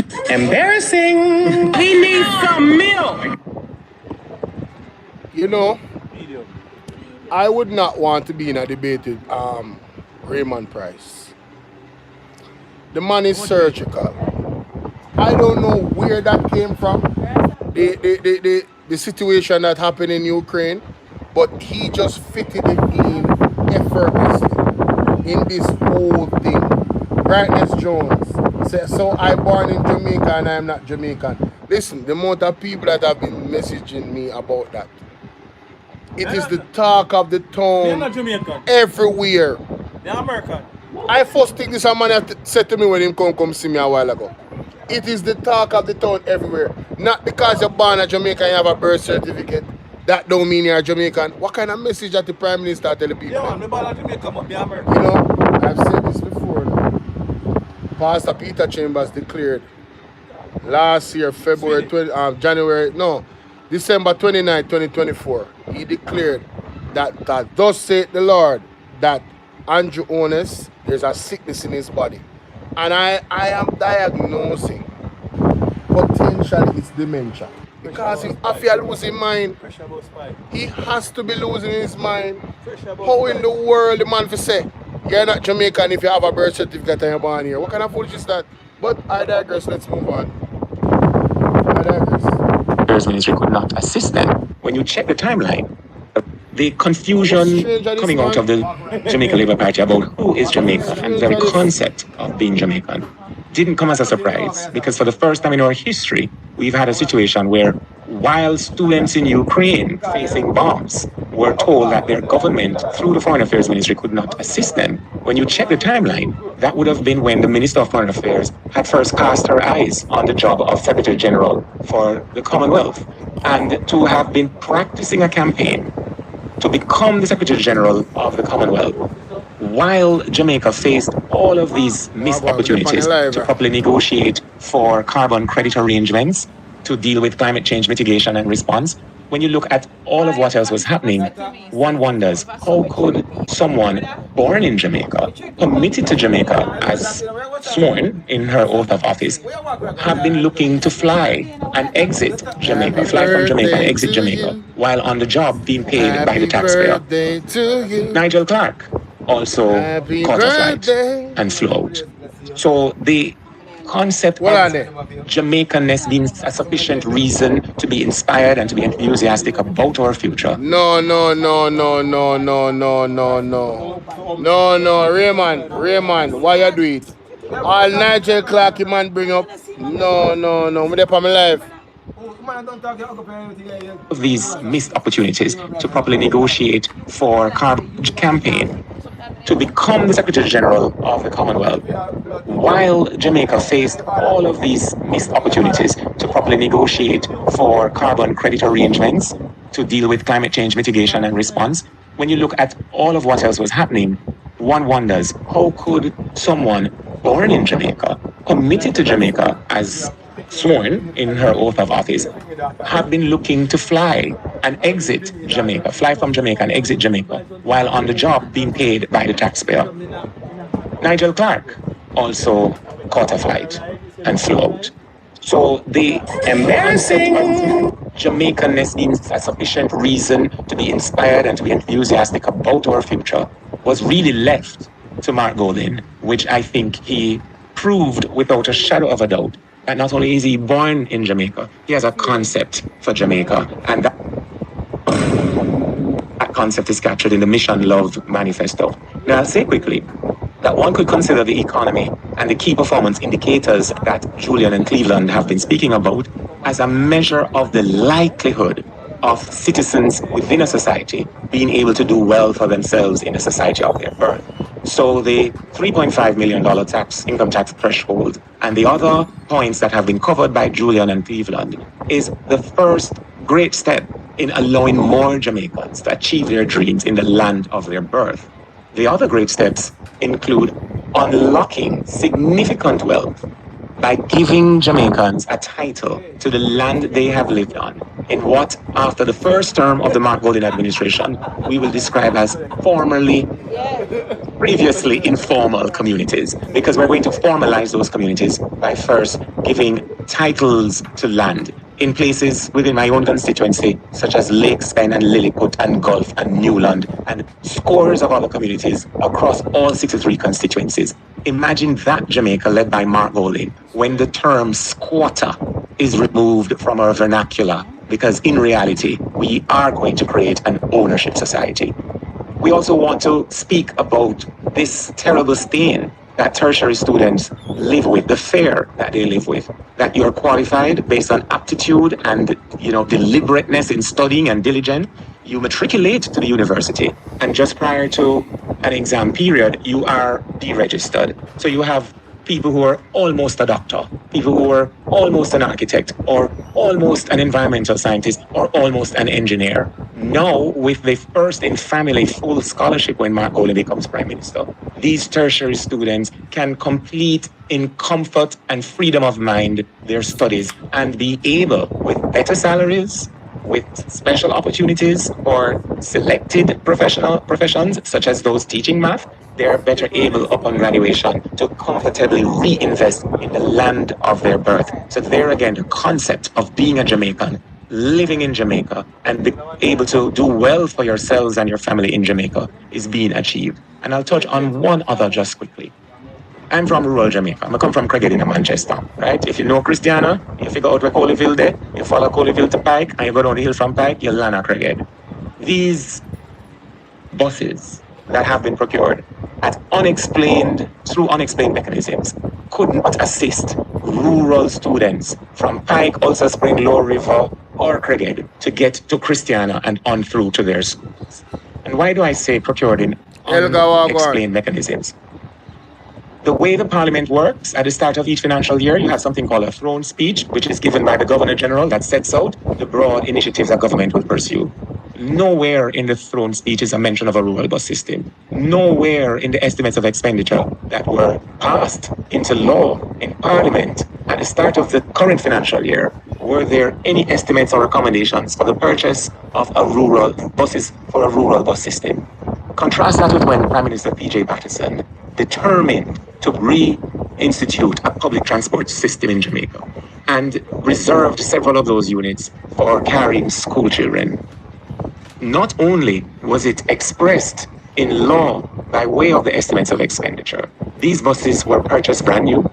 They were designed with the realities of our road network in mind, and all of us, I was one of the first generation of students to benefit from that. So I appreciate the need to widen the public transport system across Jamaica, including in the hinterlands, such as, I go back to Craighead, I could mention Roses Valley or Gimme Me Bit or Moko in Clarendon, for example. And that is desirable. And the PNP's RIDE program is a better offer to those Jamaicans in rural parts of the island to be able to sit comfortably as their students, their children, are being taken to the nearest point where a bigger unit can pick them up and bring them to school. The Mission Love Manifesto is not just neat because of what the acronym expresses. It reflects the thought that has gone through, led by Mark Golin and his team and the Manifesto Committee, in partnership with and dialogue with the people of Jamaica. And we look forward to your votes, your X beside the head on September 3, so that this social transformation can commence. Well,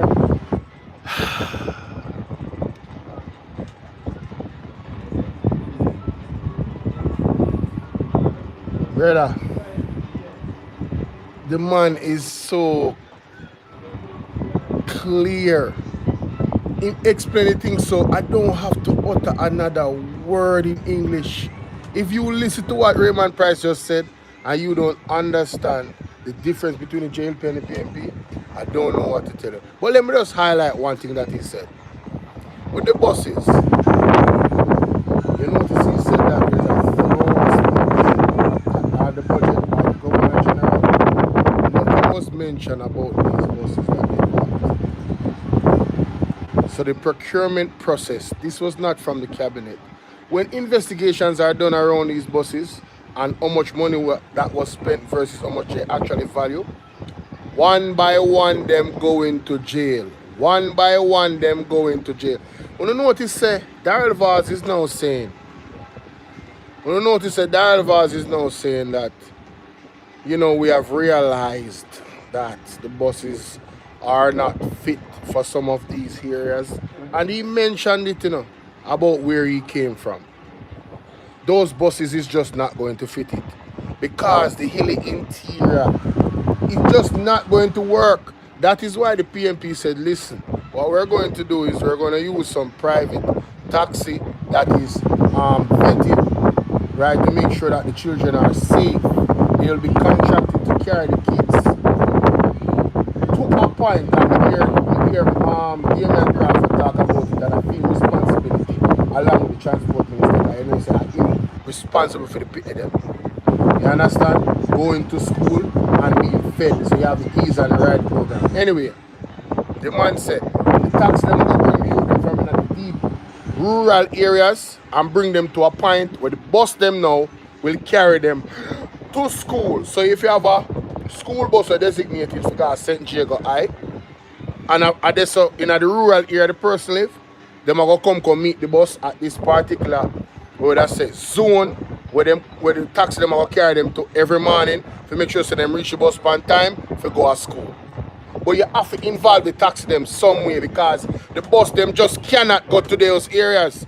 The road them bad, brother. The road them bad, and the place them just stay so be a slope and thing. Certain place them just cannot go. Only the vehicle them, the car them, the small vehicle them can go there. So what the PNP has done is look at the desire of the people of Jamaica, and it is clear that the people them want a bus system. But them not go buy no old bus. Because the man even mentioned the PJ they do. The JUTC, you know how much thousands of bus PJ carry them for JUTC, and he make sure say some of those buses was designated for children. So, and they had a rural bus system some years ago, which the JLP, them cut off it. So them want to sell to the people, them say, yo, the man them don't care and them bad mind and one bag of foolishness. No, the records show that they do care. The records show that they have done things before. The way how they are doing it, have to eat a food. And that's why one by one them are going to jail when Marky G win. You understand? Because audits are going to be done and people are going to be held accountable. So all I thief them and the people them who are supposed to thief them, just remember, hold on now, go to prison. You remember good. Let's continue. thank you so much for raising those issues, Raymond. As I said, our manifestos were in law at all times. Now, what struck me last night, personally, were not the huge things like that, which I knew our party leader had covered. Yes. I mean, amazingly covered. Amazing. He showed his capacity, his competence, his confidence, and his preparedness for the job. Overkill, them dead. I found it interesting when the Prime Minister spoke to the debt to GDP ratio. Because I would have anticipated that if you're running the country, then you more than anybody else, this is a ball on which you have to keep your eye. And I gasped, literally gasped in the audience, because I knew that there had been a reduction and that the release had come out and we were looking now at 62.4% at the time. But you know, sometimes somebody does something that shows their personality in a way that because they are on guard. And so when the question was thrown to the Prime Minister, and then our leader started to respond, and he started the argument and interrupted. Embarrassing. We need some milk.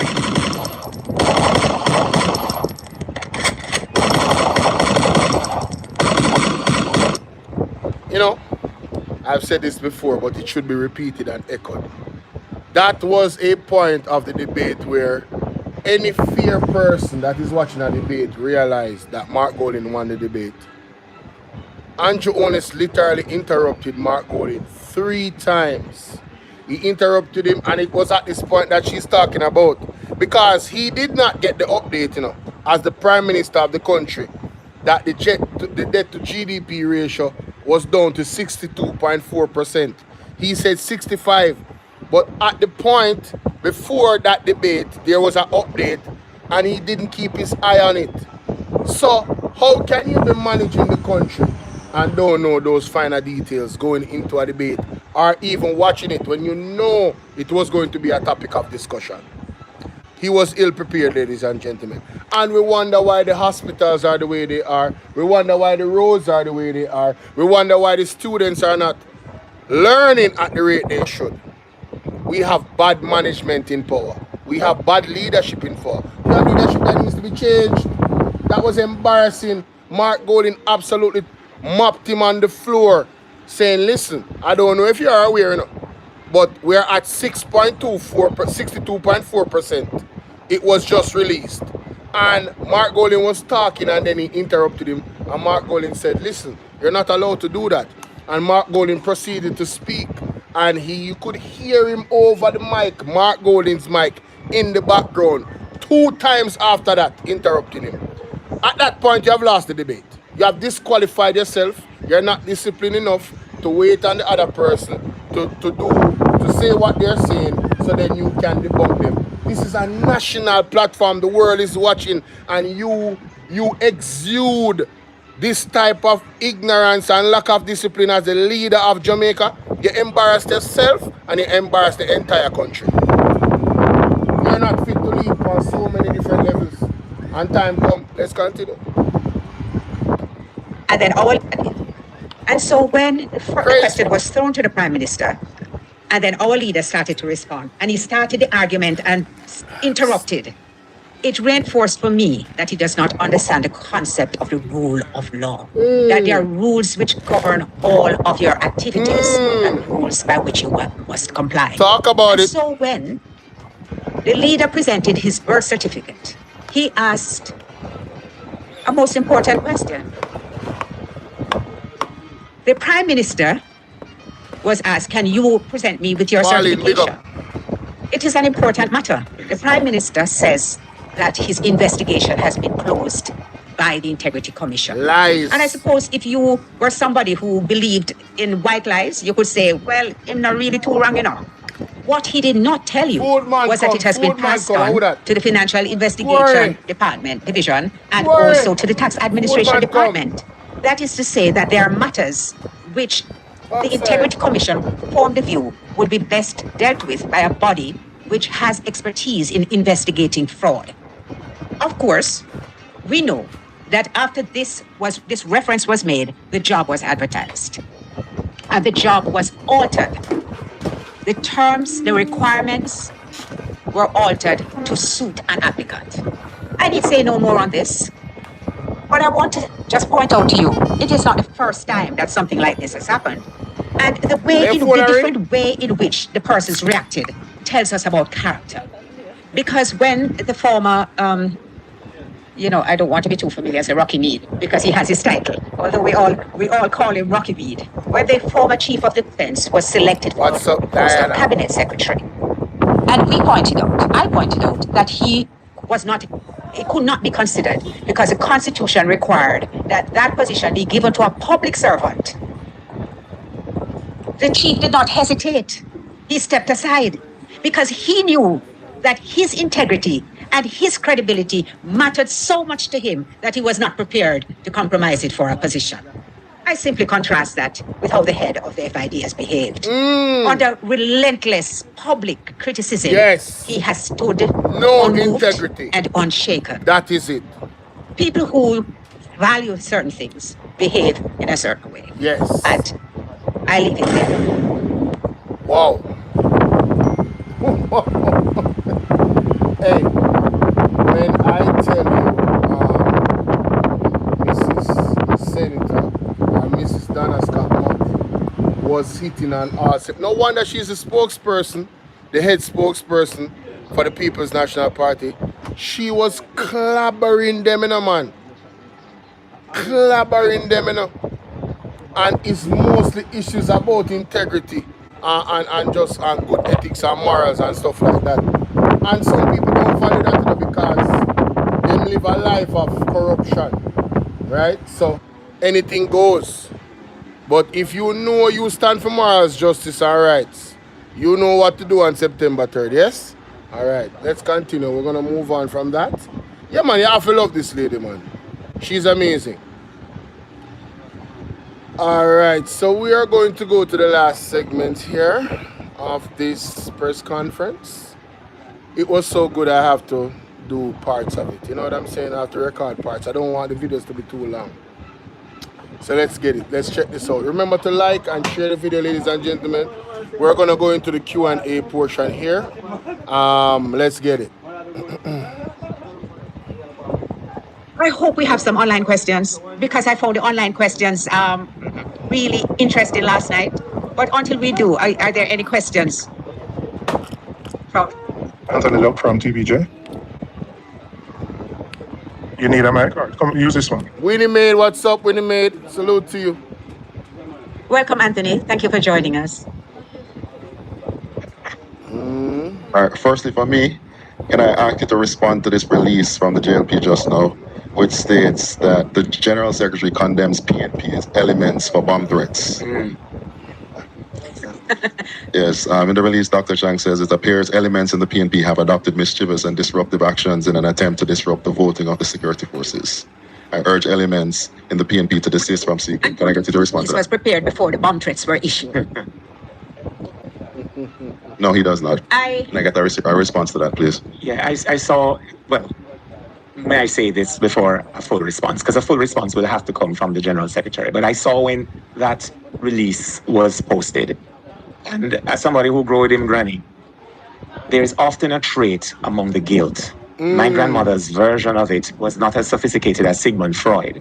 But Sigmund Freud famously says, criminals leave clues. They have a compulsion to confess.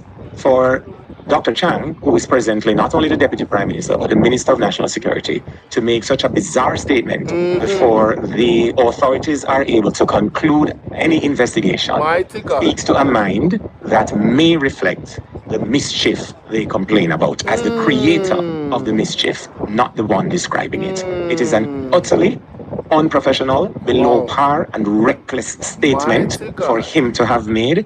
But it is consistent with the statements we have seen over the last 3 debates, where in the face of truth, people are able to hide behind innuendo of their own creation. Yes. And he's to be condemned for that. No. To add to that, because we've been updated, I want to share the release from Dr. Dayton Campbell, official press release addressing Horace Chang and the Jamaica Labour Party. So, sorry, my bad, y'all. So it says here, PNP rejects JLP desperate and baseless claims. The PNP strongly rejects the false and desperate accusations made by the Jamaica Labour Party General Secretary Dr. Horace Chang seeking to link the PNP to bomb threats reported today. When those in authority rush to spread false allegations without evidence, it is usually a signal of their own complicity, right? This latest statement by Dr. Chang comes even before the authorities themselves have made a determination, right? Or made determinations, and it follows a pattern where the JLP made sensational claims that later collapsed under scrutiny.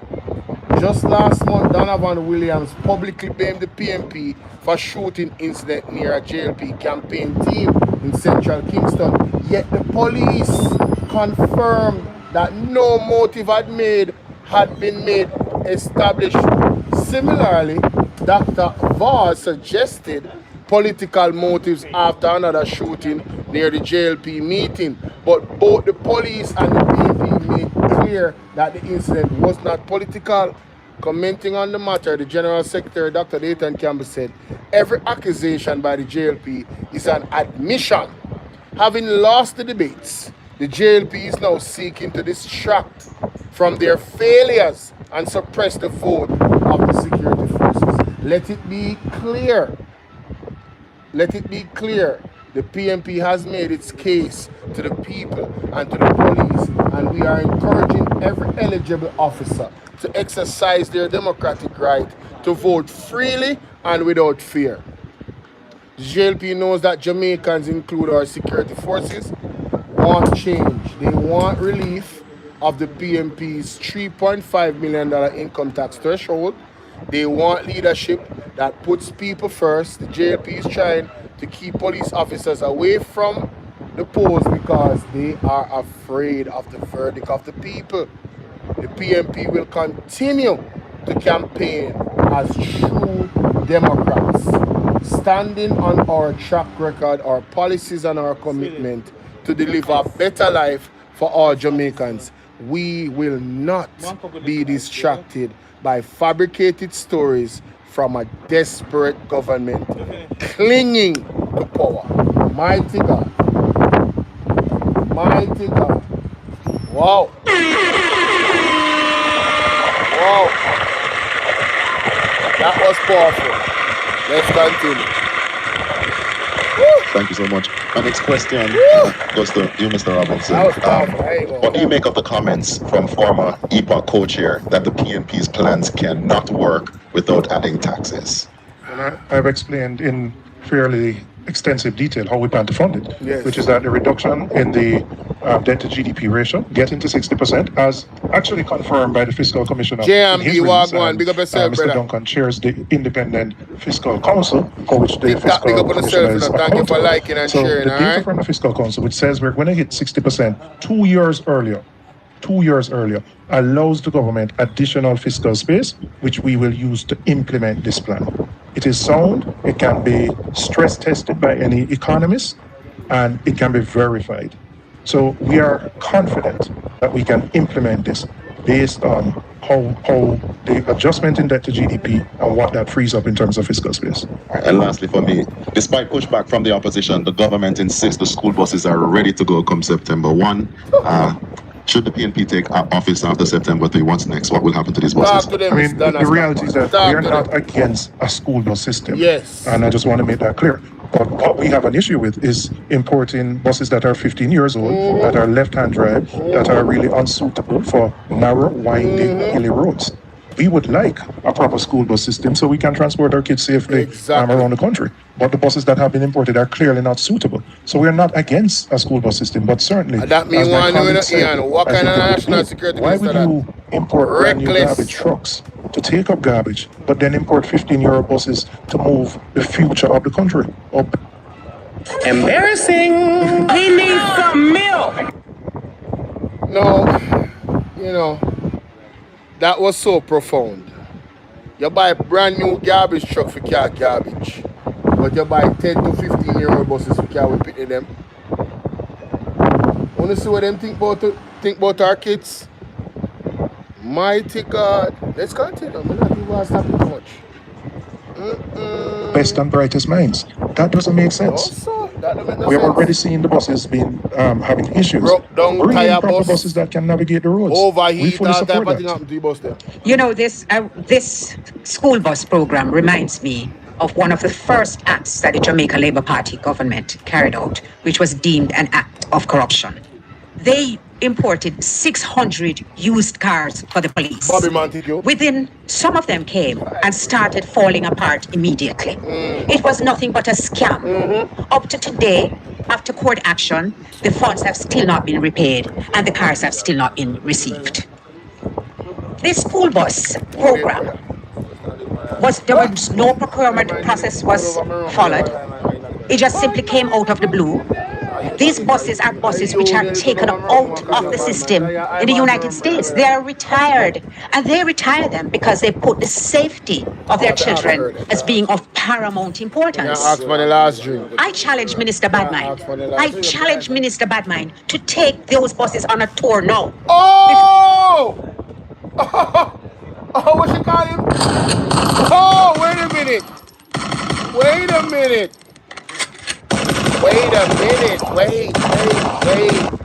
Wait, the new name for Dial Fast is Minister Badmind. I don't know if y'all caught that, but I'm going to play that again. Minister Badmind. What's over? Hey,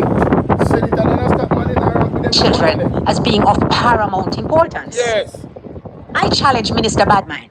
I challenge Minister Badmind.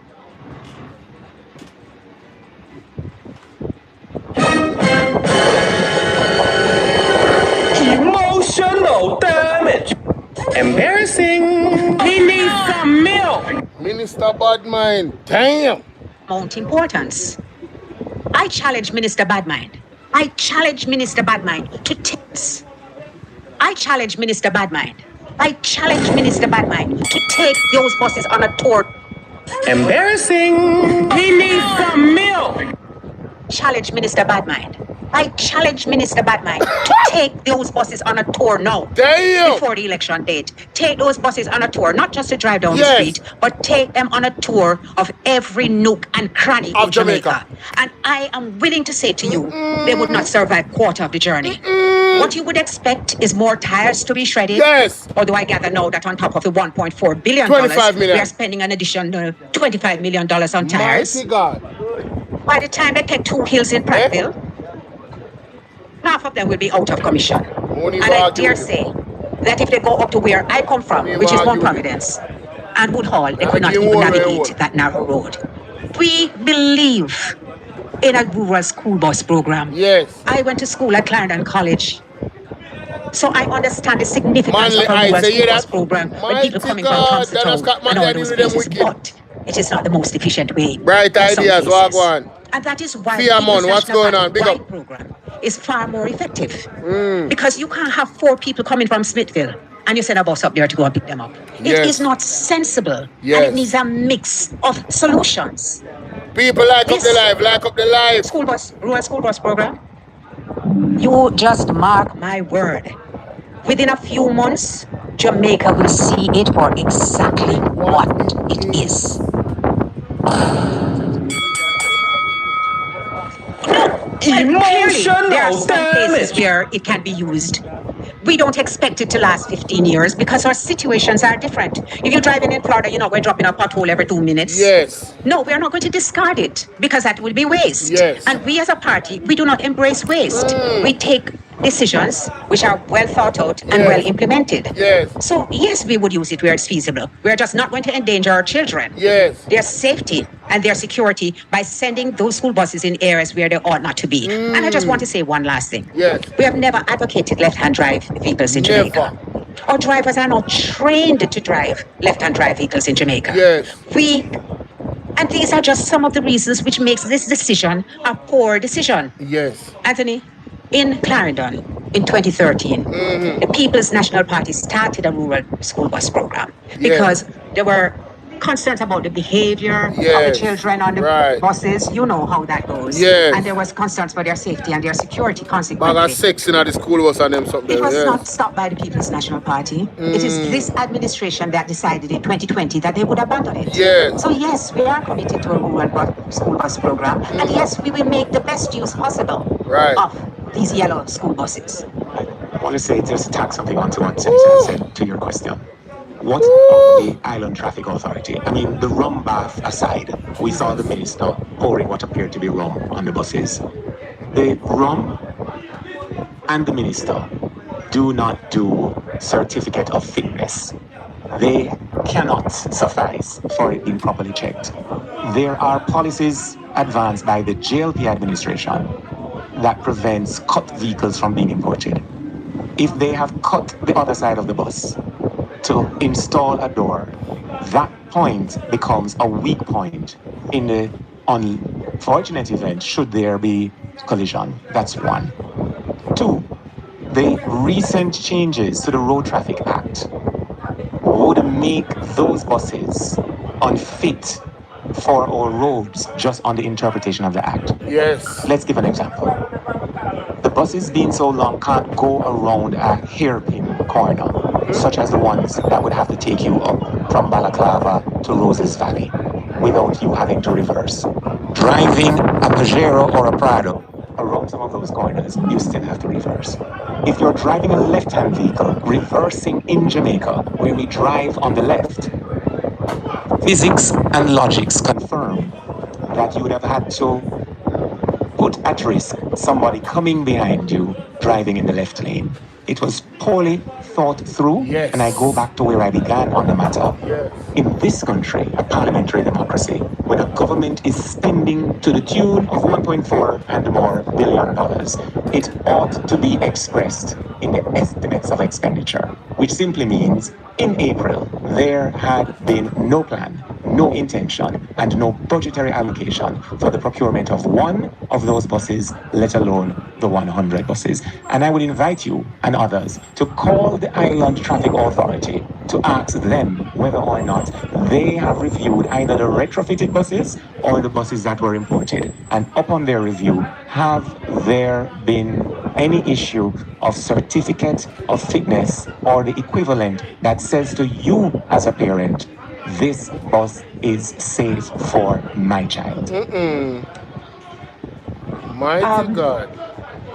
Well, thank you very much, those of you who have joined in. I want to address one last point, Julia. Yes, go ahead, ma'am. And that is something that I saw on X, Yes. formerly Twitter. I don't know why we still say formerly Twitter. I don't know why either. But it was in relation to a comment that our leader made about Member of Parliament Juliet Holness. Yes, please address Now, the way that it has been spun is that he was wrong to speak about the Prime Minister's wife. Yes.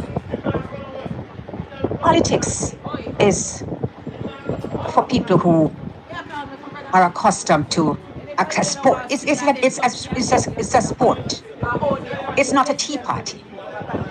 If you want to remain outside of the public scrutiny, then you should remain in a position of a wife.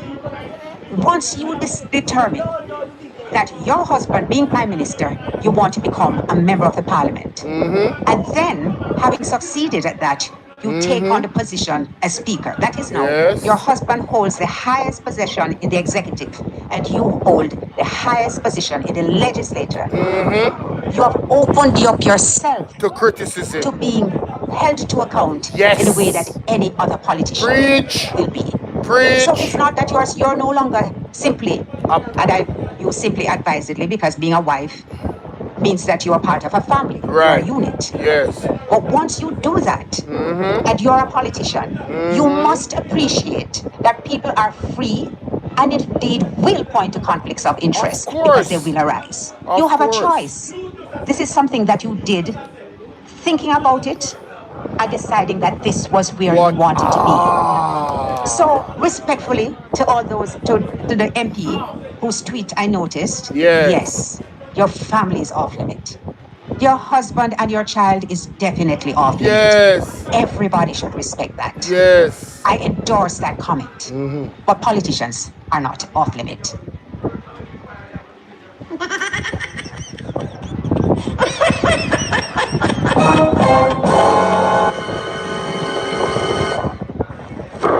Emotional damage.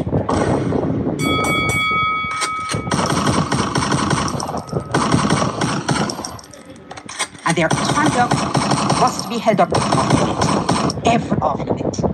Your husband and your child is definitely off limit. Everybody should respect that. I endorse that comment. But politicians are not off limit. And their conduct must be held up to scrutiny. It must be transparent and it must be accountable, and you must set your example by abiding by the rule of law. So thank you all very much. Thank you, Julia. I know you're busy campaigning, but I think that all that's set already. Thank you, Cleveland. Thank you, Raymond. It's just a pleasure to be with all these amazing men up here. So, see you again soon. Mighty God, if I love Senator Mrs. Donna Scott Motley one more time, I would have to be challenging her husband for her marital status. Listen to me. You know, it's so wonderful to have a woman address that. Not only a woman, but a woman of law, a woman of integrity, and a woman that is actually married as well. You understand? And she's absolutely right. If Juliet Holness was not a part of the government, the scrutiny about questioning them buying a house allegedly from a Finsac house, this emotional argument about not mentioning his wife is absolute rubbish. All right, it's a gaslighting attempt to make people feel, one, sorry for Andrew Holness, and two, attack Mark Golding to suggest that he took a low blow to Andrew Holness. No. The information that he was referencing, right, implicates Juliet Holness in it as well. So he was well within his rights, ladies and gentlemen, to ask the question. He was absolutely well within his rights to ask the question. Alright? Because her name was involved in it. Furthermore, like Senator Donna Scott Motley said, aren't you the head of the legislative? Aren't you a member of parliament? Huh? Albeit you're the wife of the prime minister, you do not get a pass because you're the prime minister's wife. You are a politician, man, not just the prime minister's wife. So this, with all of those variables, whoever is trying to gaslight and do all of these things, listen, cut them a larky, have yourself a good day. You're going to take all of this L all the way to September 3rd. Alright? And that is it. Alright? That is it. Remember to like the video, share the video, and we're going to move on to the final part and final segment of the show. Yes? Let's continue. Now, I don't think I'm going to record this part.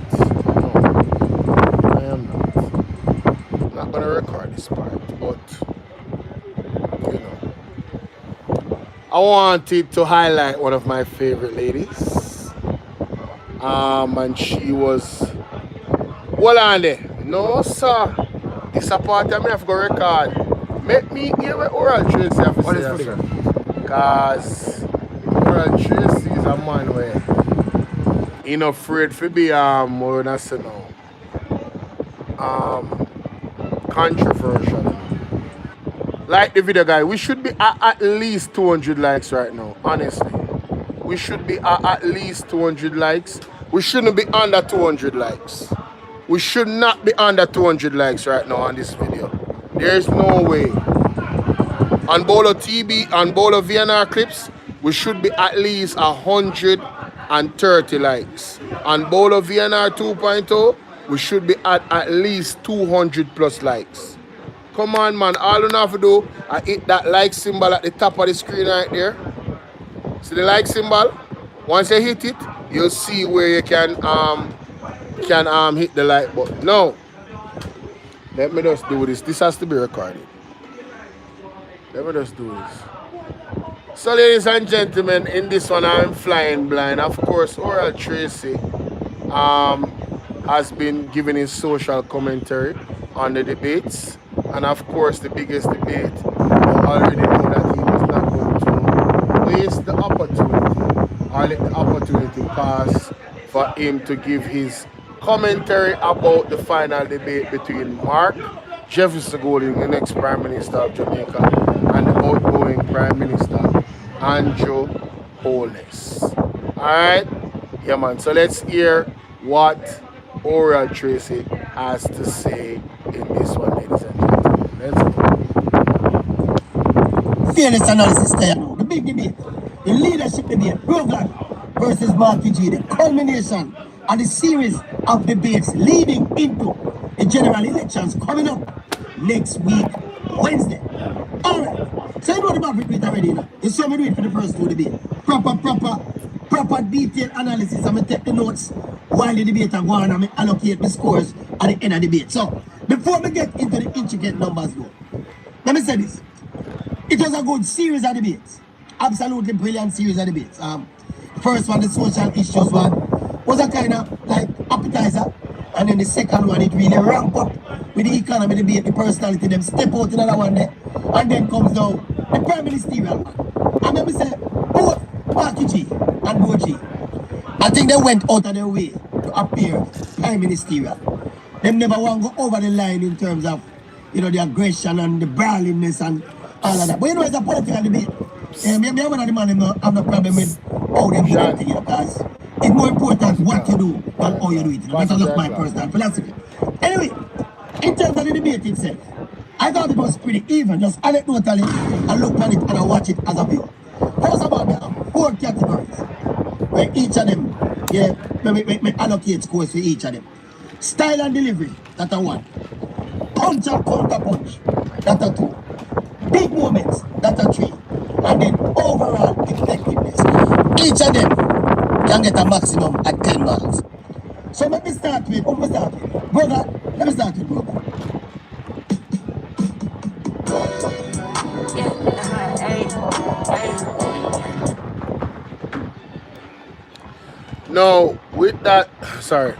Now with that first score that Oral Tracy gave, totally disagree.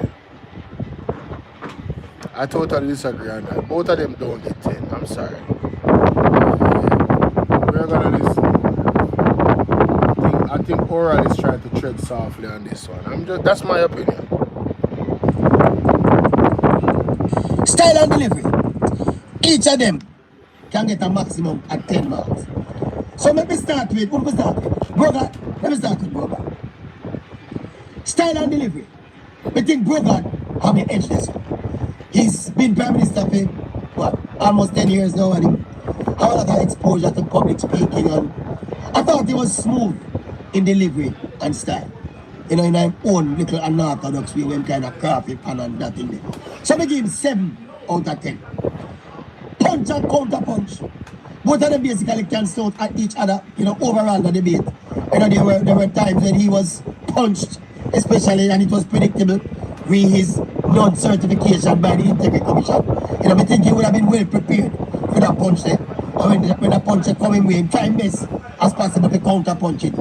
He never really get rattled all that much with that particular punch. Because as we say, he must have been prepared for that punch there. Stop the cap. Stop the cap right now. Stop the cap. No bullshit, bro. And who mess is this? Oh, man, this. Something all right, my wisdom warriors. Something is not right. Tell about them. All lies will be exposed. That's all. And anyone who takes that the wrong way, know why they take it the wrong way. I can't believe you just said that, bro. I'm sorry. Oral? Maverick? Nah, bro. Coming with time best as possible to counter punching. Nah. You never really get rattled all that much. You never get rattled all that much? And the man when I interrupt Marky G, come on, bro. That particular punch. Because you say, must have been prepared for that. There were some other moments where you could have seen him get rattled. And especially when Marky G mentioned about the fact that his wife is a real estate dealer and it's a conflict of interest. You could have seen kind of get ruffled. No, you know, my office said this. Oral Tracy, my general. Andrew Honest got rattled so much he interrupted Mark Golding twice, 3 times in that debate. He was in discipline. I don't know if you guys look at that as a score But if you're going to do a debate, your discipline as a leader of the country has to be a factor of the scoring. You cannot interrupt the next person when they're rebutting or they're addressing a question. You lose points when you do that. He did it 3 times.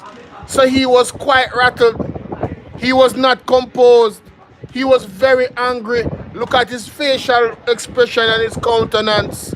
How everybody else see that and you not see it. It come like you try to be neutral, my general. I mean, understand, cause you know, you don't want to seem like a dip on one side and you don't want to seem like a dip on the next side. But brother, may I tell you this straight, the world can see. Him need to watch it again. Him need to watch the debate again because I don't understand how he missed that. I don't understand how he missed Andrew Owens to interrupt Mark Golden 3 times. I played it last night. You understand? That's crazy, bro. He was not really rattled. It wasn't just when he mentioned Julian Owens. He was rattled several times before that. Mark Golden gave him a gut punch. And him couldn't handle it. You understand? Him couldn't handle it. Say, don't leave my wife out tight, and it's a conflict of it. When Marketing mentioned about the fact that his wife is a real estate dealer and it's a conflict of interest, you could have seen kind of get rougher than one, go to the defense, say, don't leave my wife out tight. But generally speaking, though, point to point begin 6 out of 10. Big moments. I don't know if Bro G didn't have any drop mic moments. I think probably his closing was a little bit smoother than Martin G's closing. But we just give out a lukewarm 5 out of 10, the big moments. Overall effectiveness, they give a pass mark again. That is 6 out of 10. So overall, we give Brogan a score of 24 points. Marky G time now. Marky G. Style and delivery. You know what's the big game? What we give Brogan? 7. We give Marky G 6. As we say, Brogan have more. Stop the cap. Stop the cap right now. Stop the cap. No bullshit, bro. Stop lying. Stop lying. Stop lying. Stop. What experience with that? That public speaking there and the whole thing about addressing the nation and the whole kind of thing. So again, Marky G, 6 out of 10. So Brogan, edge him in that category. Punch and counter punch. Boy, me think them can't stop each other. Oh my God. No. He does not want to give Mark Golden any good point. He like him afraid to give him man props, brother. Whose maze is this, bro? All lies will be exposed. Thoroughly disappointed in Oral Tracy. I am thoroughly disappointed in Oral Tracy. That's crazy.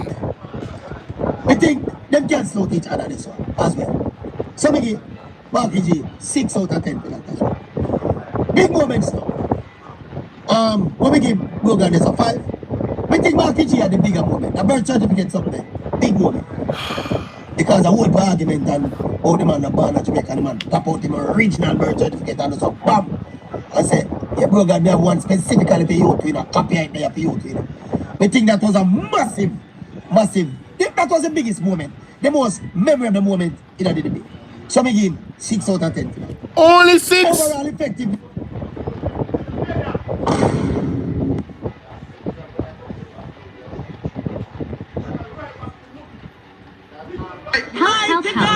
Help. What can go so? What can go so? What can go so? I'm sorry. You know, I have to say this on record. Oral Tracy has thoroughly exposed himself. All of us have biases. Everybody has biases. But in this one, Oral Tracy, in my opinion, has thoroughly exposed himself. The biggest moment in the debate, and you're going to give the man a 6 for the score? A measly 6? Bro, you are thoroughly exposed, bro. That is me like Oral Tracy. But may I tell you, you thoroughly expose yourself with this one. That's the most significant part of the debate. When the man pop out him birth certificate and show the world. And oh, by the way, Andrew may have one copy for you. And you give the man a 6 out of 10? You're biased, bro.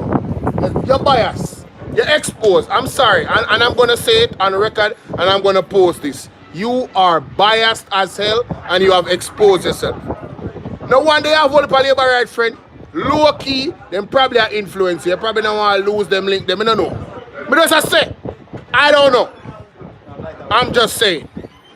But me not spare nobody feelings. Me I tell them the truth. Marky G mopped the floor with Andrew Honest last night. Mop. BABT. It was not even close. It was not even close. GG, what's up? Salute. Yes. You know, say 6 out of 10 there. Because, as we say, for the most part, them basically cancel out each other. With a lot of the things that they spoke about being very predictable. For our grand total, 6 and 6 and 6 and 6. How much that? How much that? 24 out of 40. So you realize that the Maverick score this particular debate as a draw. I'm going to tell you this. You see them score here?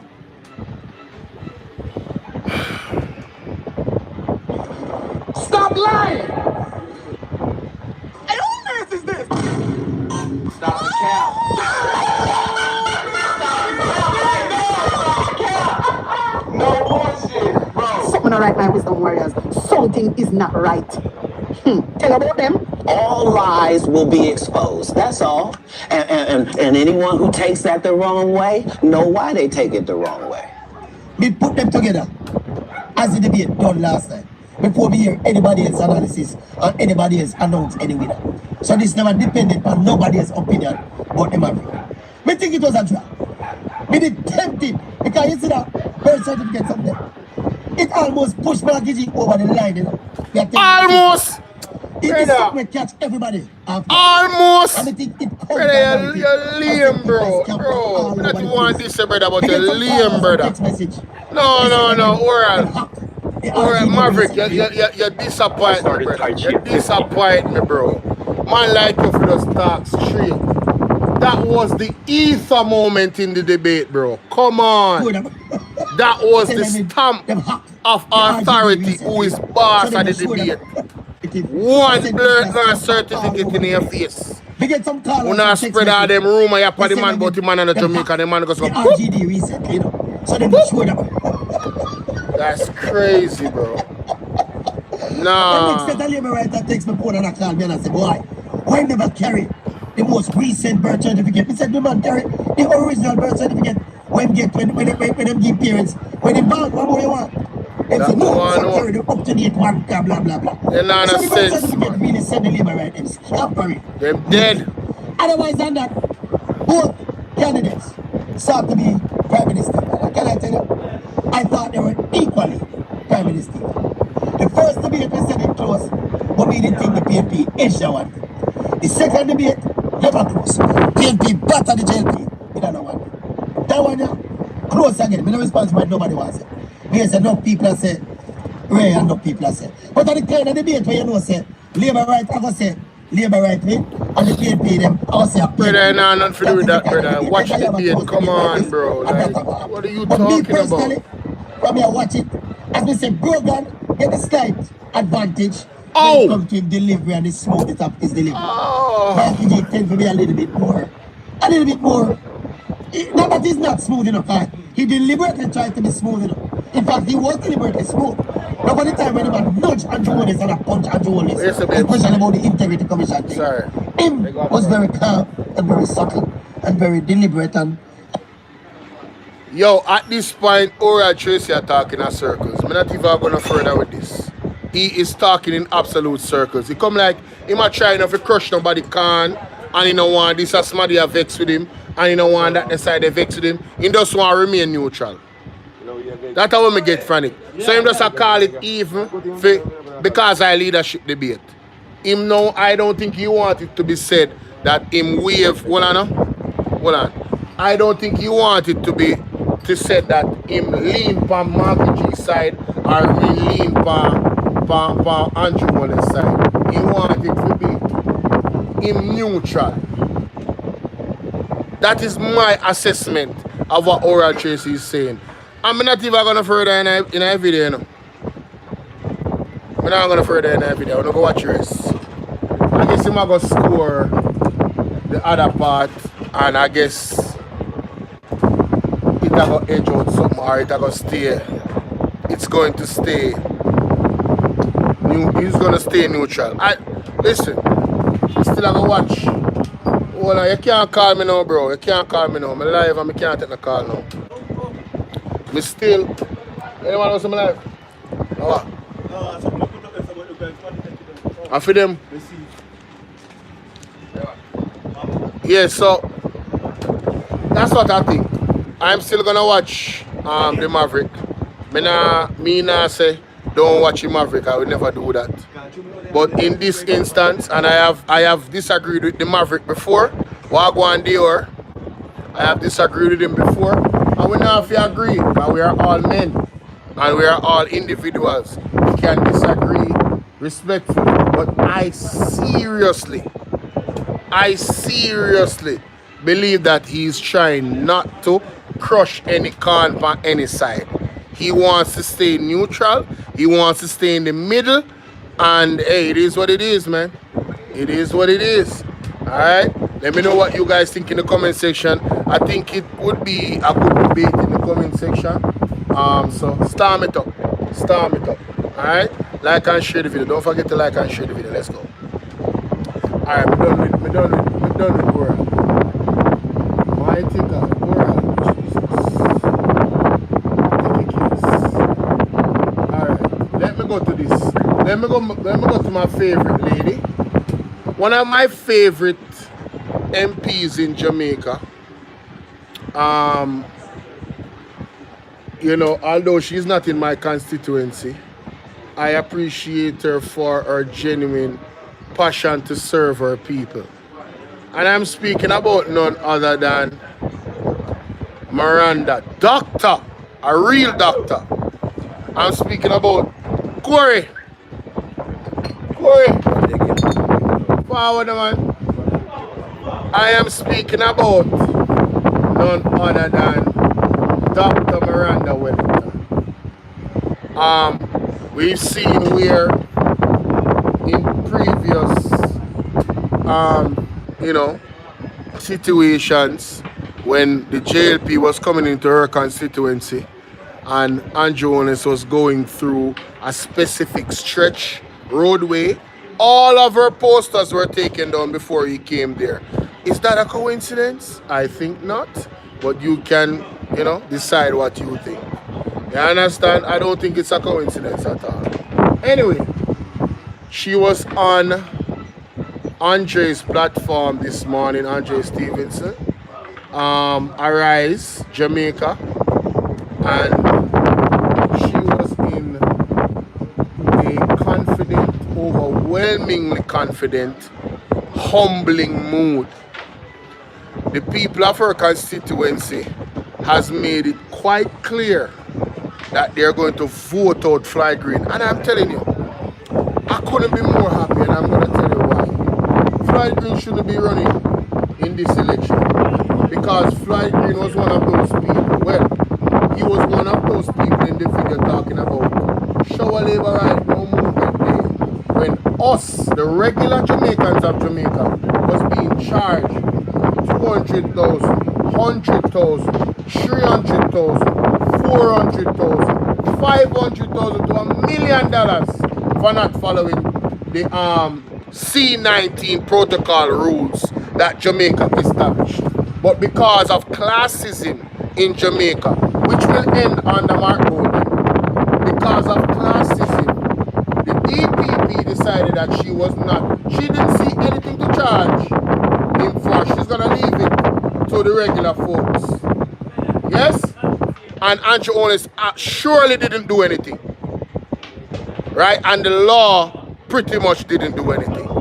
And so the regular man again was victimized, was torn down for breaking the law, but because You are a minister of government. You can break the law and you can get away with it.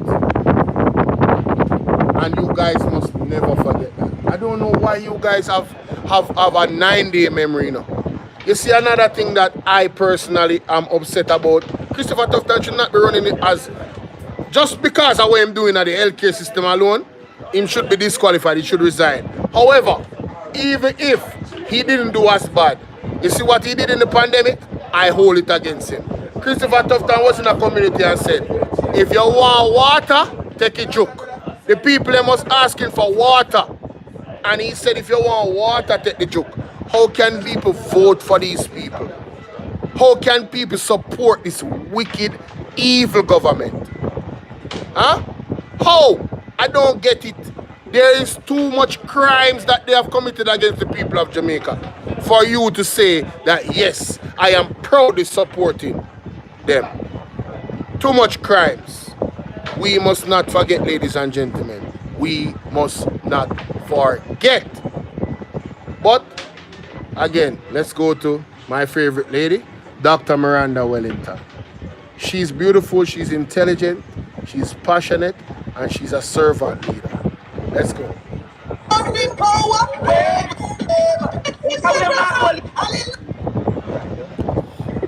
Good morning, Andre. Good morning, listeners. Good morning, Jamaica. It's such a beautiful morning this morning to be alive. And well, your last Friday as an ordinary person. You remember good. Last Friday. I can't even say that. The next time I'm talking to Member of Parliament for Southwest Sector. Well, I'm talking to the teacher who is the doctor who is now the Member of Parliament. Miranda. Philippa, big up. What's up, Jennifer? Oh, Jennifer, what's up, love? And fixing roads. Talk about it, DJ Dane. Talk about it. Night workers. Hold on there. Talk about it, DJ Dane. Never forget what they did to us in the pandemic. Never. You must. I want to go and I pose them for go vote and if you remember everything what them do and what them never do. Never forget. What is night workers? I hear your political organization is stirred up right now that it is next to non-incentives. What is it that you're doing different? I think it's the love and engagement that we've had for so many years. Now I feel that my constituents have taken over my campaign. I think they are going to Parliament. They are the ones going to Parliament. I'm just a vehicle. I'm just a mouthpiece. But I can tell you the kind of energy and support. Every single night I have a Papa Motoke going through every single community that we have in spot meetings. When I see the crowd converging on our meetings, I say, but we never planned for this. We never organized for this. It shocks me so much that I just keep quiet and just allow them to take over. Because the kind of enthusiasm, the kind of purpose-driven kind of, it's almost like a wave of confidence that the supporters in Southwest have. It's next to none. Last night, Professor Senator Floyd Morris was with me, and he said he's as far as he can see from the east and the west side. And he was overwhelmed. We could not find a space to move. The cars were jam-packed. We couldn't get him out of the car. Right now, Andre, I can tell Jamaicans that my entire body is filled with bruises. The amount of love, hug up them, squeeze me so tight sometimes that me have to beg them for make me survive. Let us get to September 3rd.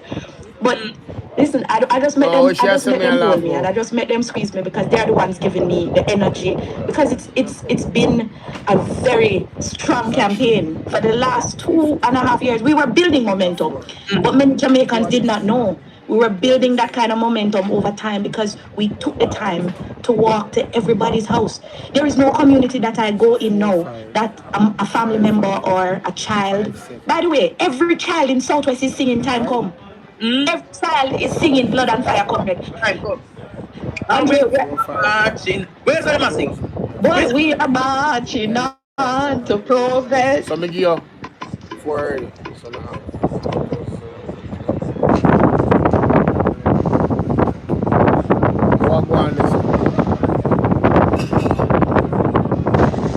Oh, them mute the music. Toba Galleon Beach. That is from what? I think me alone did have to mute the music. Toba Galleon Beach. That is from one end of the constituency. Copyright strike up with and when I go to the hills of Forest Mountain, Hodges Land, Prospect, you should see the man them in the hills that blaze the fire when we are on the little corner shot them.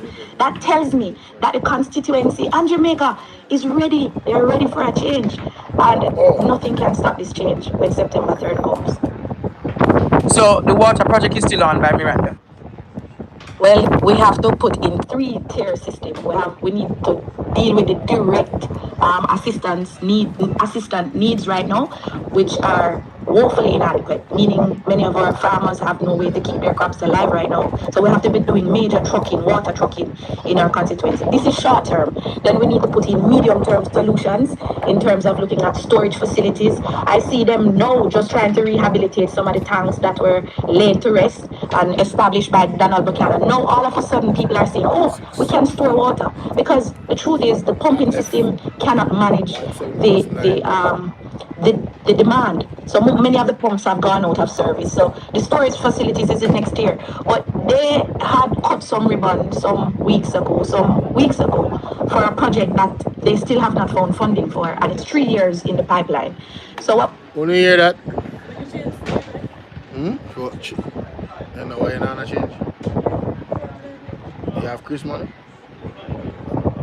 What we're saying is that there is really no plan by the JLP candidate to bring water to the south. And so we are saying on our platform, we have to find a water solution for the driest area in Jamaica that produces the most for Jamaica.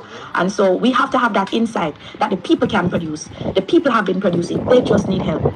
And so that is one of my main mantras going forward when I become Member of Parliament. We have to find a water solution for the people of South St. Elizabeth.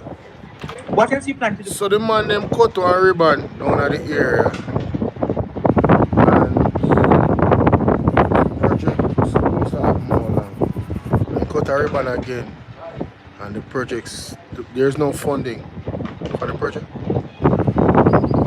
Just acting, just tricking the people to try to make them go through. I know.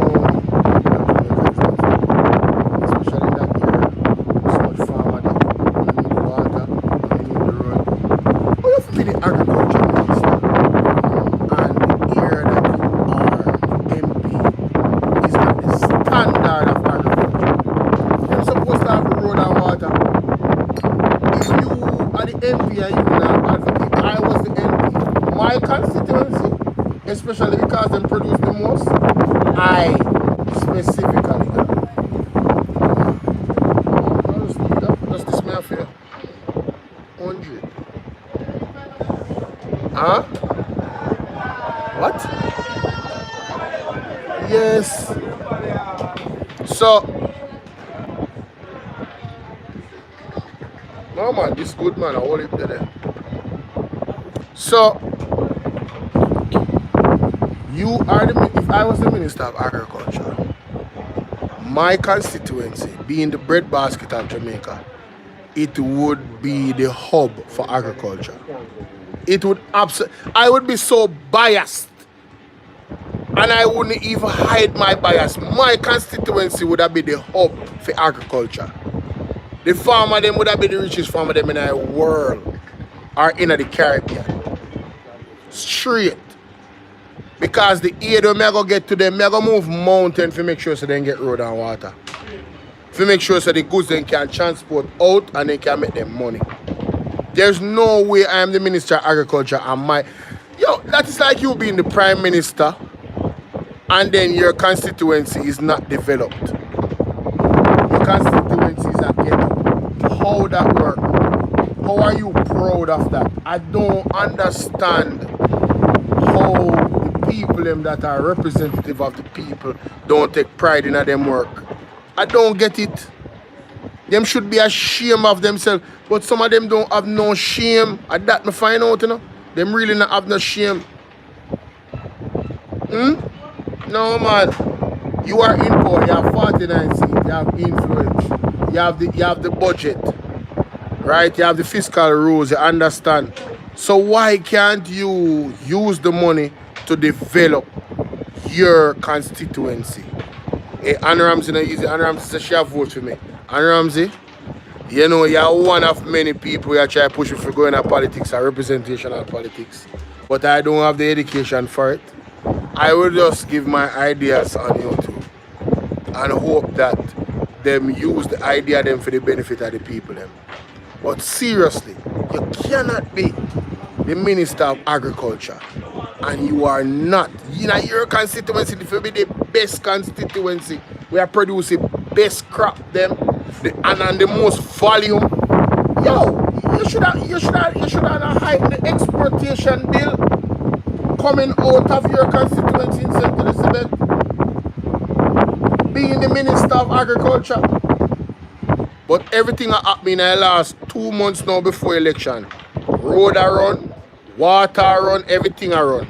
This is the same playbook where they've been using for years and the people are tired of it.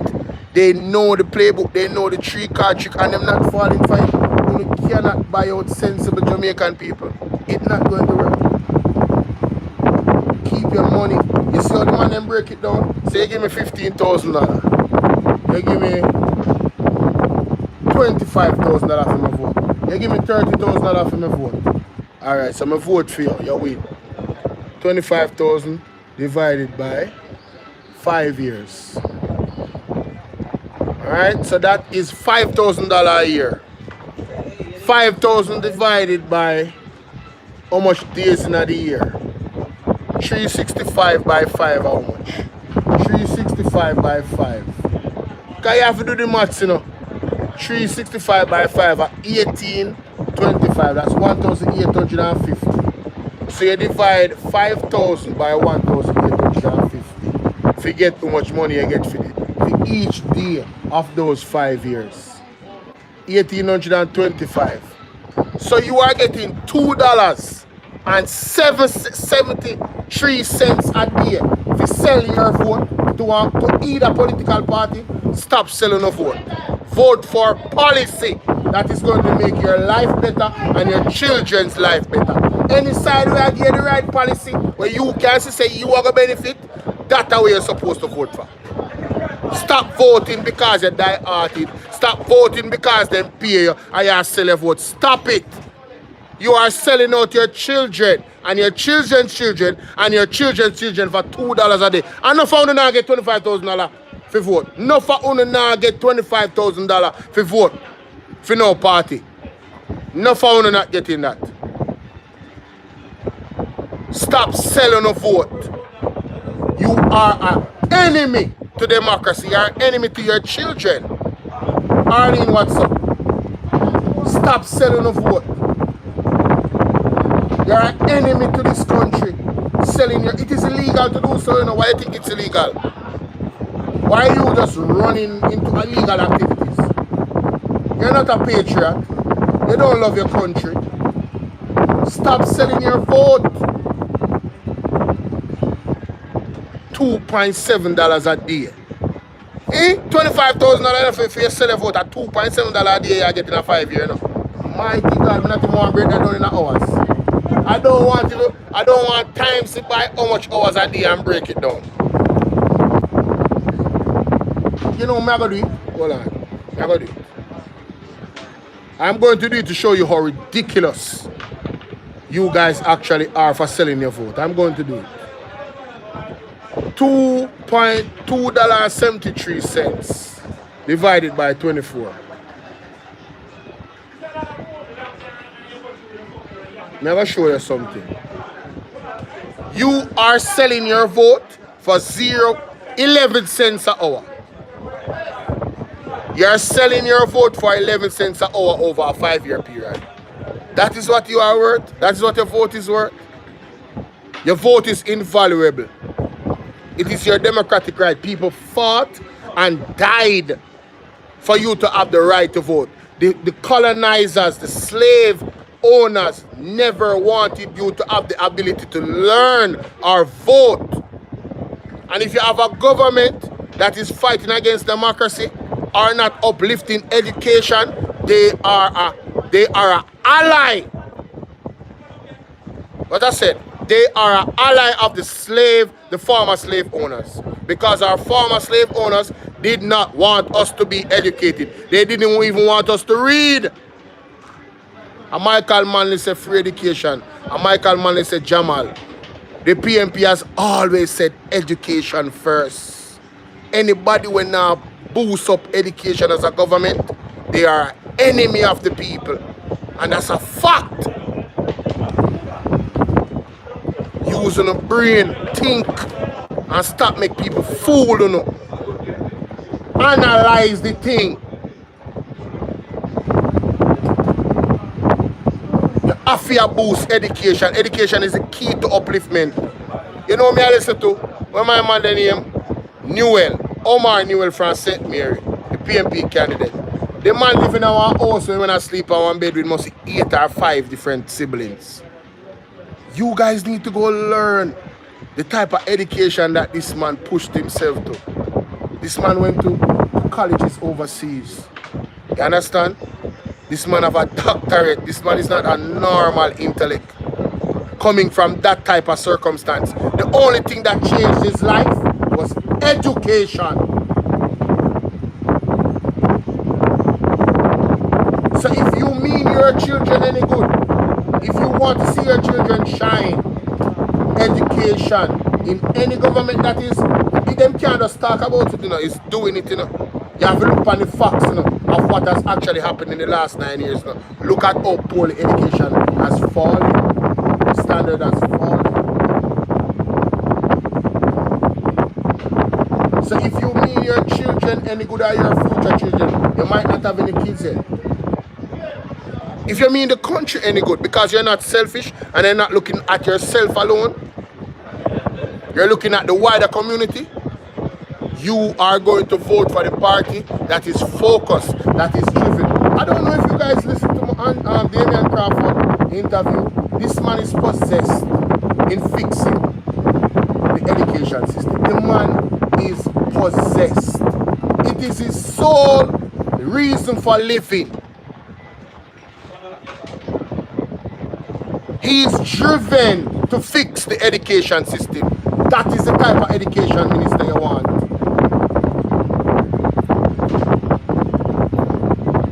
If you mean your family any well,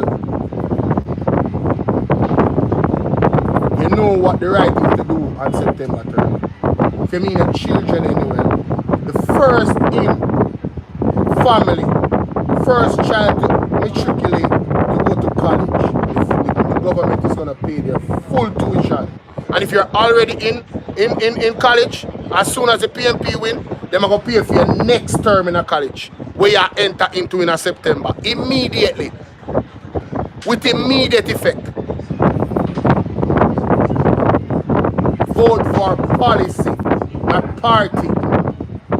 Because Mark going on PNP, you know, do the right thing. A bun, we are going to burn them out, you know. When nobody feel like a chattings, we're not going to see that it is a manifest.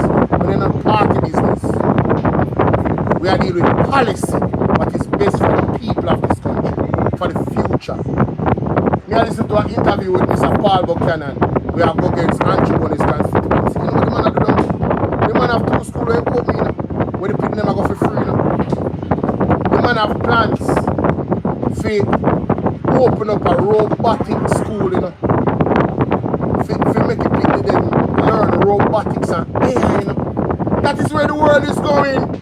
Those children in his community, if he is elected, they are going to have an advantage over every other children in Jamaica in terms of their education level.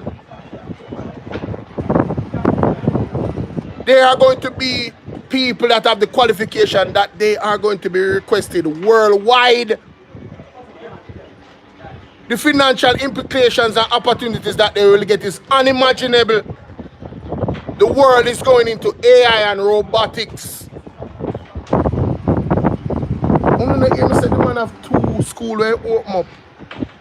And the man have to pick them to go school for free. And the man only there for 8 or 9 months. And he's not the MP, he's not in a power. You can imagine when he's in a power and them have the purse for the government, what else he can do? You better wake up that me I tell you no. Don't sleep. A serious business this. And you see, if you want to take it on a level of where I say now, morality, we can't have a government we support Obia. Mark Golding, you me say, Mark Stewart, Peter Chambers, and others have come out against the practices of Babsy Grange and Daryl Vaz and many others. The man have a thing of halfway tree. The man have coat, blood and all type of thing. Yo, what do? Are we a godly country or not? Are we a godly country or not? Do you believe and know that God is real or not? Do you support God or support the devil? You remember when storm come? I want to say, Chuck, we know this is going to storm.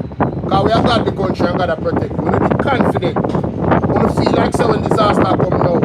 We can't tell God say, God are going to protect us when we allow the heads of state to practice phobia and allegedly and make it legal. This government, a disaster I go take Jamaica. Total disaster I go take Jamaica. Because of what you and myself and all of us citizens of Jamaica is allowing and accepting from our heads of state. This election is not just about JLP versus PNP, bigger than that. This is about good versus evil. You understand? This is about the one world order versus freedom. They have signed many agreements. Many agreements they have signed. 1 second, let me just remove this person. Because in all that I have said, they are still advocating for the evil. So it just tells me that they are evil. That's all. Well, more important to me is that I'm a daughter from South St. Elizabeth. By the way, as early as the morning light, them in my yard, I wake me up. Today is voting day, so you know. Hold on. I don't want to keep you. They know there's someone out there dealing with the matters. Today's voting day in Jamaica. Please go out, all the EOJ workers, all the all as police or soldiers, we're asking you to give the PNP a chance. And so the people are energized enough to be mobilizing themselves. Our workers are not partisan, but they have the need to make their voices be heard by going out and marking their exes. There is an enthusiasm, even among the people who never used to vote. But let's get back to my plans. Because I am from Southwest and I live among the people, I have no doubt but to bring back the communities. So first on my agenda is to bring back the unity in communities. Bring back the love in our communities. We have to have social programs that enable communities to understand their value again. We have lost a sense of community, and from communities we build and transform constituencies in Jamaica. So bringing back our communities by re-establishing our community centers. Right now, many of them have become cow pastures. Many of them have become wastelands. Yes, my community center, Flagaman Community Center, where I went to school, was damaged by Hurricane Beryl. 1 year, 5 weeks later, they did not look on it. And so when I made efforts with my community member to put on back the zinc. There's several other places that has not gotten any assistance. Do you guys remember how much money the government gave and was given? Of course, do you remember how much money, relief money, USA sent 2 million US, at least, I'm sure about that. At least 2 million US came from the United States alone. You know what 2 million US is in Jamaica? The minimum $300 million. USA sent that alone, and you're telling me that there's places in Jamaica that still has not gotten relief from Beryl in damages. Where the money go? Where's the money? Where did the money go? Is there an audit that you can show that the money went this or this and this? Do you guys have the receipts? That's a question that needs to be answered. That's why when Marky G go in a power, you know, a clean audit have to do, you know, and one by one them go into jail. To put on back the door to get out the rats and infestation of mongoose in them. They fought me hard to not touch it. And so I made it my duty, and the community members made it their duty to tell them that we are from Flagaman, and you can't tell us that you can't touch with community. We can't touch our community center. We have to class prefect, pick up yourself. to work to build back our communities. Because that is where we start back buildings. Our country. Now we have to then enhance them by making them become Marlene, you're from Northwest Carolina and get nothing. But also Mighty God. Learning centers, resource centers. Wow.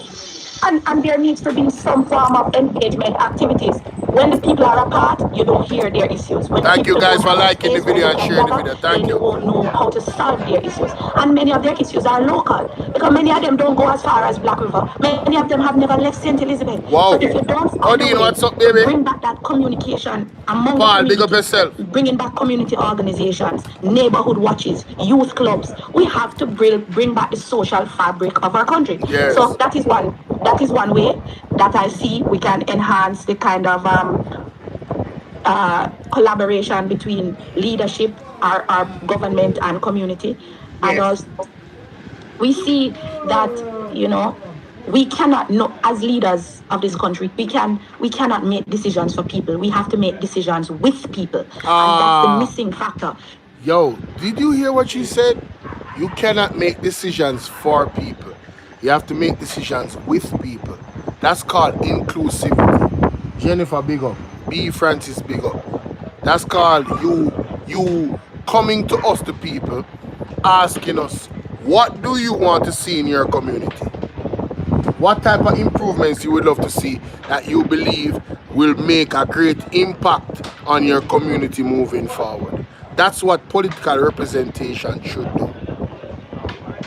How many of you have been consulted? How many of you have been invited to give consultation? Something to think about. And I think both parties need to do more of this. Not just the PNP, not just the JLP. There needs to be more consultation amongst the people of the communities and the constituencies to make sure that you hear from them and know what they want for their community. That is what is good political representation moving forward. You understand? Yes. You can't tell a man what he needs. He has to tell you what he wants. And so you work in collaboration, and that is how they protect it.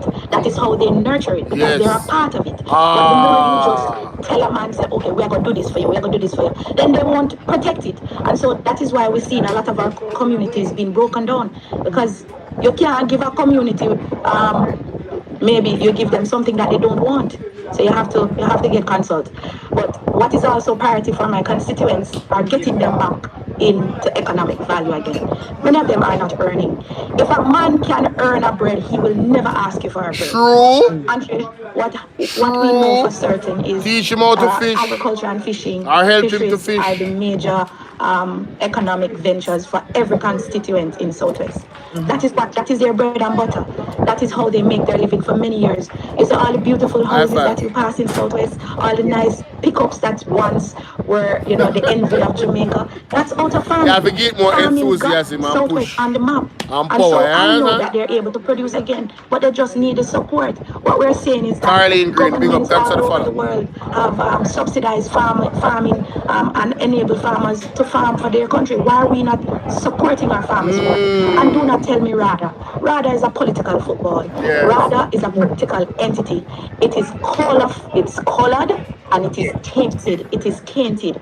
And so we have to find a way to bring back integrity to the organization that is supposed to support farmers. Yes. And so we are saying, let's find a way how we can build back our farmers in this country. The PNP administration has told Jamaica we need to establish the Agricultural Development Fund. Yes.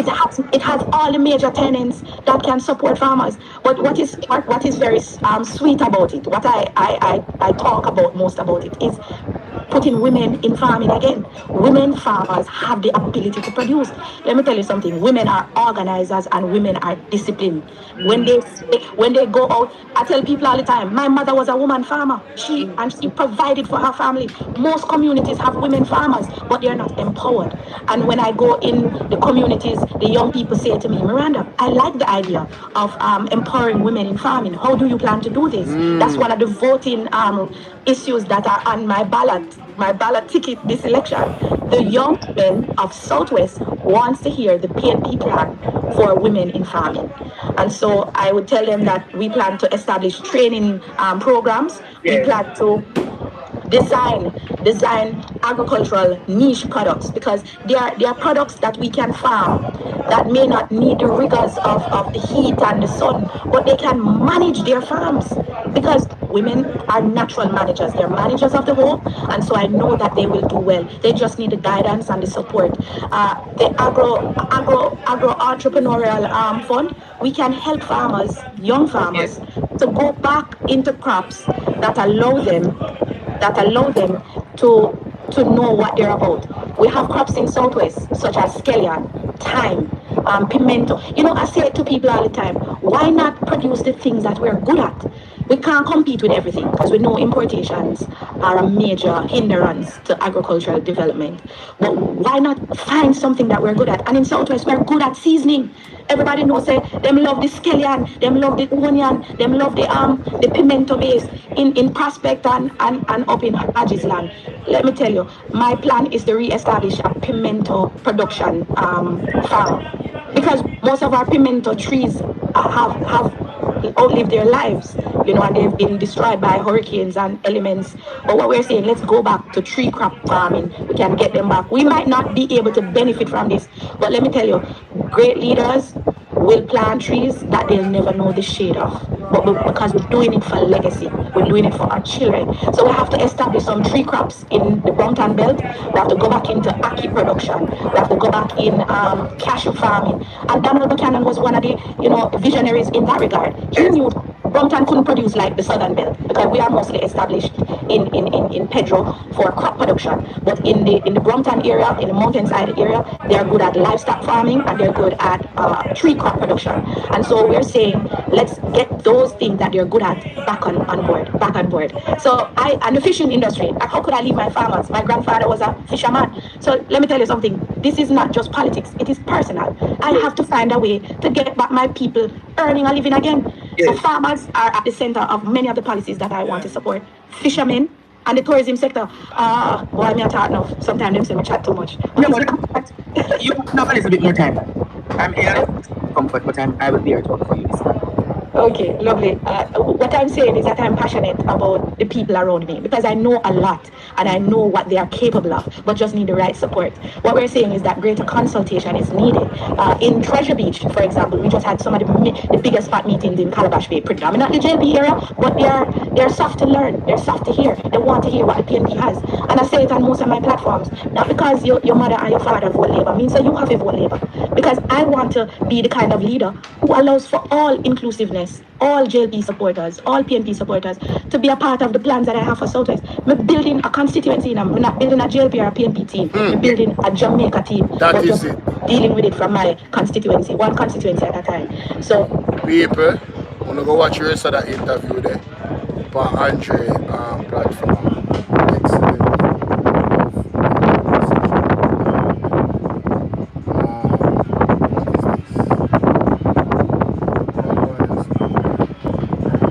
It is choices you make for your country.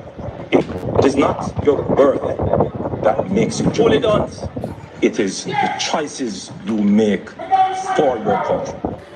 Yo, me say if me love London 45 one more time, I swear. Mr. Holness! Yes. I can't talk too loud. Yes. It's 4 o'clock in the morning, sir. Yes. Last time my father sleep early, me don't get to watch the debate. I wake up a while ago, sir.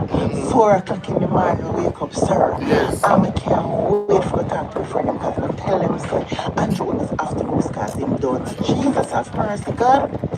These people so have more the word debate, so I can't learn big words. The first time I learned a big word will lick me me off of my feet was when Starboy licked it at the Enquirer back in the days of Bruce Golding. Now Starboy say pathologically mendacious, you know. And now I can learn scurrilous.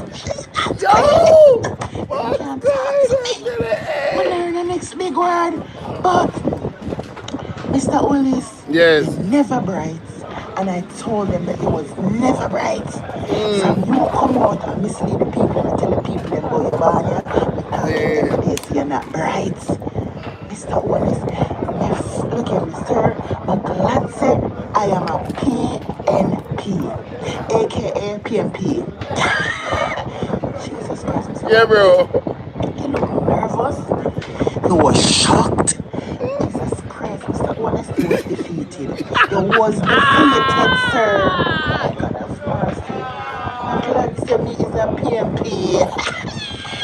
Mr. Honest. Mr. Honest. Yes. Sir, what you think? What did you think? What you saw was gonna happen? You liar. You evil. You wicked man. Listen right now. One PNP. Yes. One Maki G. Yes. Patricia Duncan, pick up yourself. Yes. Girl. One Patricia Duncan. Deaf. Number one. PNP is for the people. Yes. And we're ready, Patricia. We're ready, girl. We're ready. Oh my God. One uptown. One uptown. We are bringing you to the pool, Patricia. Hey, Arlene. We are making pro-backs. Say, I love that woman one more time. You are the lady for the work. Patricia, remember, says you walking house to house. Remember, says you going to the people them house. Yes. Living, you know. Yes. And you like a lot of us living, you know. Yes. I want a better life. But say you want the place them to fix up in a Patricia. Patricia, we'll give you a chance. Your time now, Jesus Christ. Patricia, you watching the debate, Mama? Mama, no, you watching the debate. Watching the debate, Patricia. Romance lady couldn't watch it. She and Brody for go school. She was Brody for teacher. Jesus Christ. Think of the pro-back smarts. I know it come. No. Mr. Honest. Sir, I can't talk too loud. It's 4 o'clock in the morning, sir. Last night my father sleep early. Yo, me say this woman are too sweet me, man. Lord have mercy. Darling, I said, when the bright and intelligent know how to study the brains and the dons and the evil, this is what it comes down to. Mackie G did his homework and his research because he know that the dons was going to come with that. But again, Mr. Always forget that he's not when I'm meeting them him and with him dons followers them behind him, the man totally forget that him and national television. The man said, yo! Jamaica doesn't need right. Yo, me say, I want to know. Oh my God. Thinking right now, I can be English, I can be American, I can be. Yo, you know what I said? I don't want to catch you up on camera. The Caribbean. Darling, I said. It is not your birth. Mr. Honest! Sir, I can't talk too loud.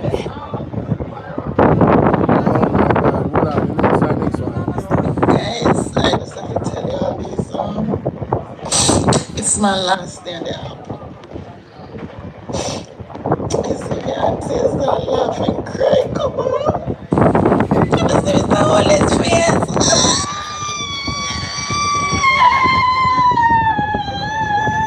Hey!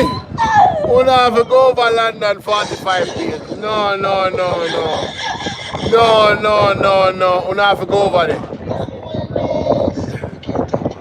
Yes. Sir. Are we by a doctorate? We need to buy a doctorate.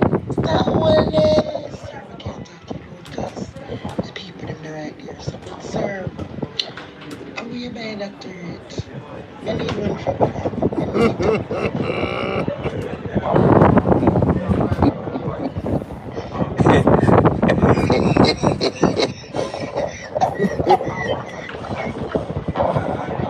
No, yo, me done. Listen, we don't have to go over London 45 page on TikTok. on the office. She having a ball over there. It's not normal. Eli, I didn't make any life I know. I can't take no. I know my God. I'll give you a second. I'll give you a second. Because I have to move now, yeah? I'll give you a second. The people on YouTube, big up on yourself. Look more, yeah? Yeah.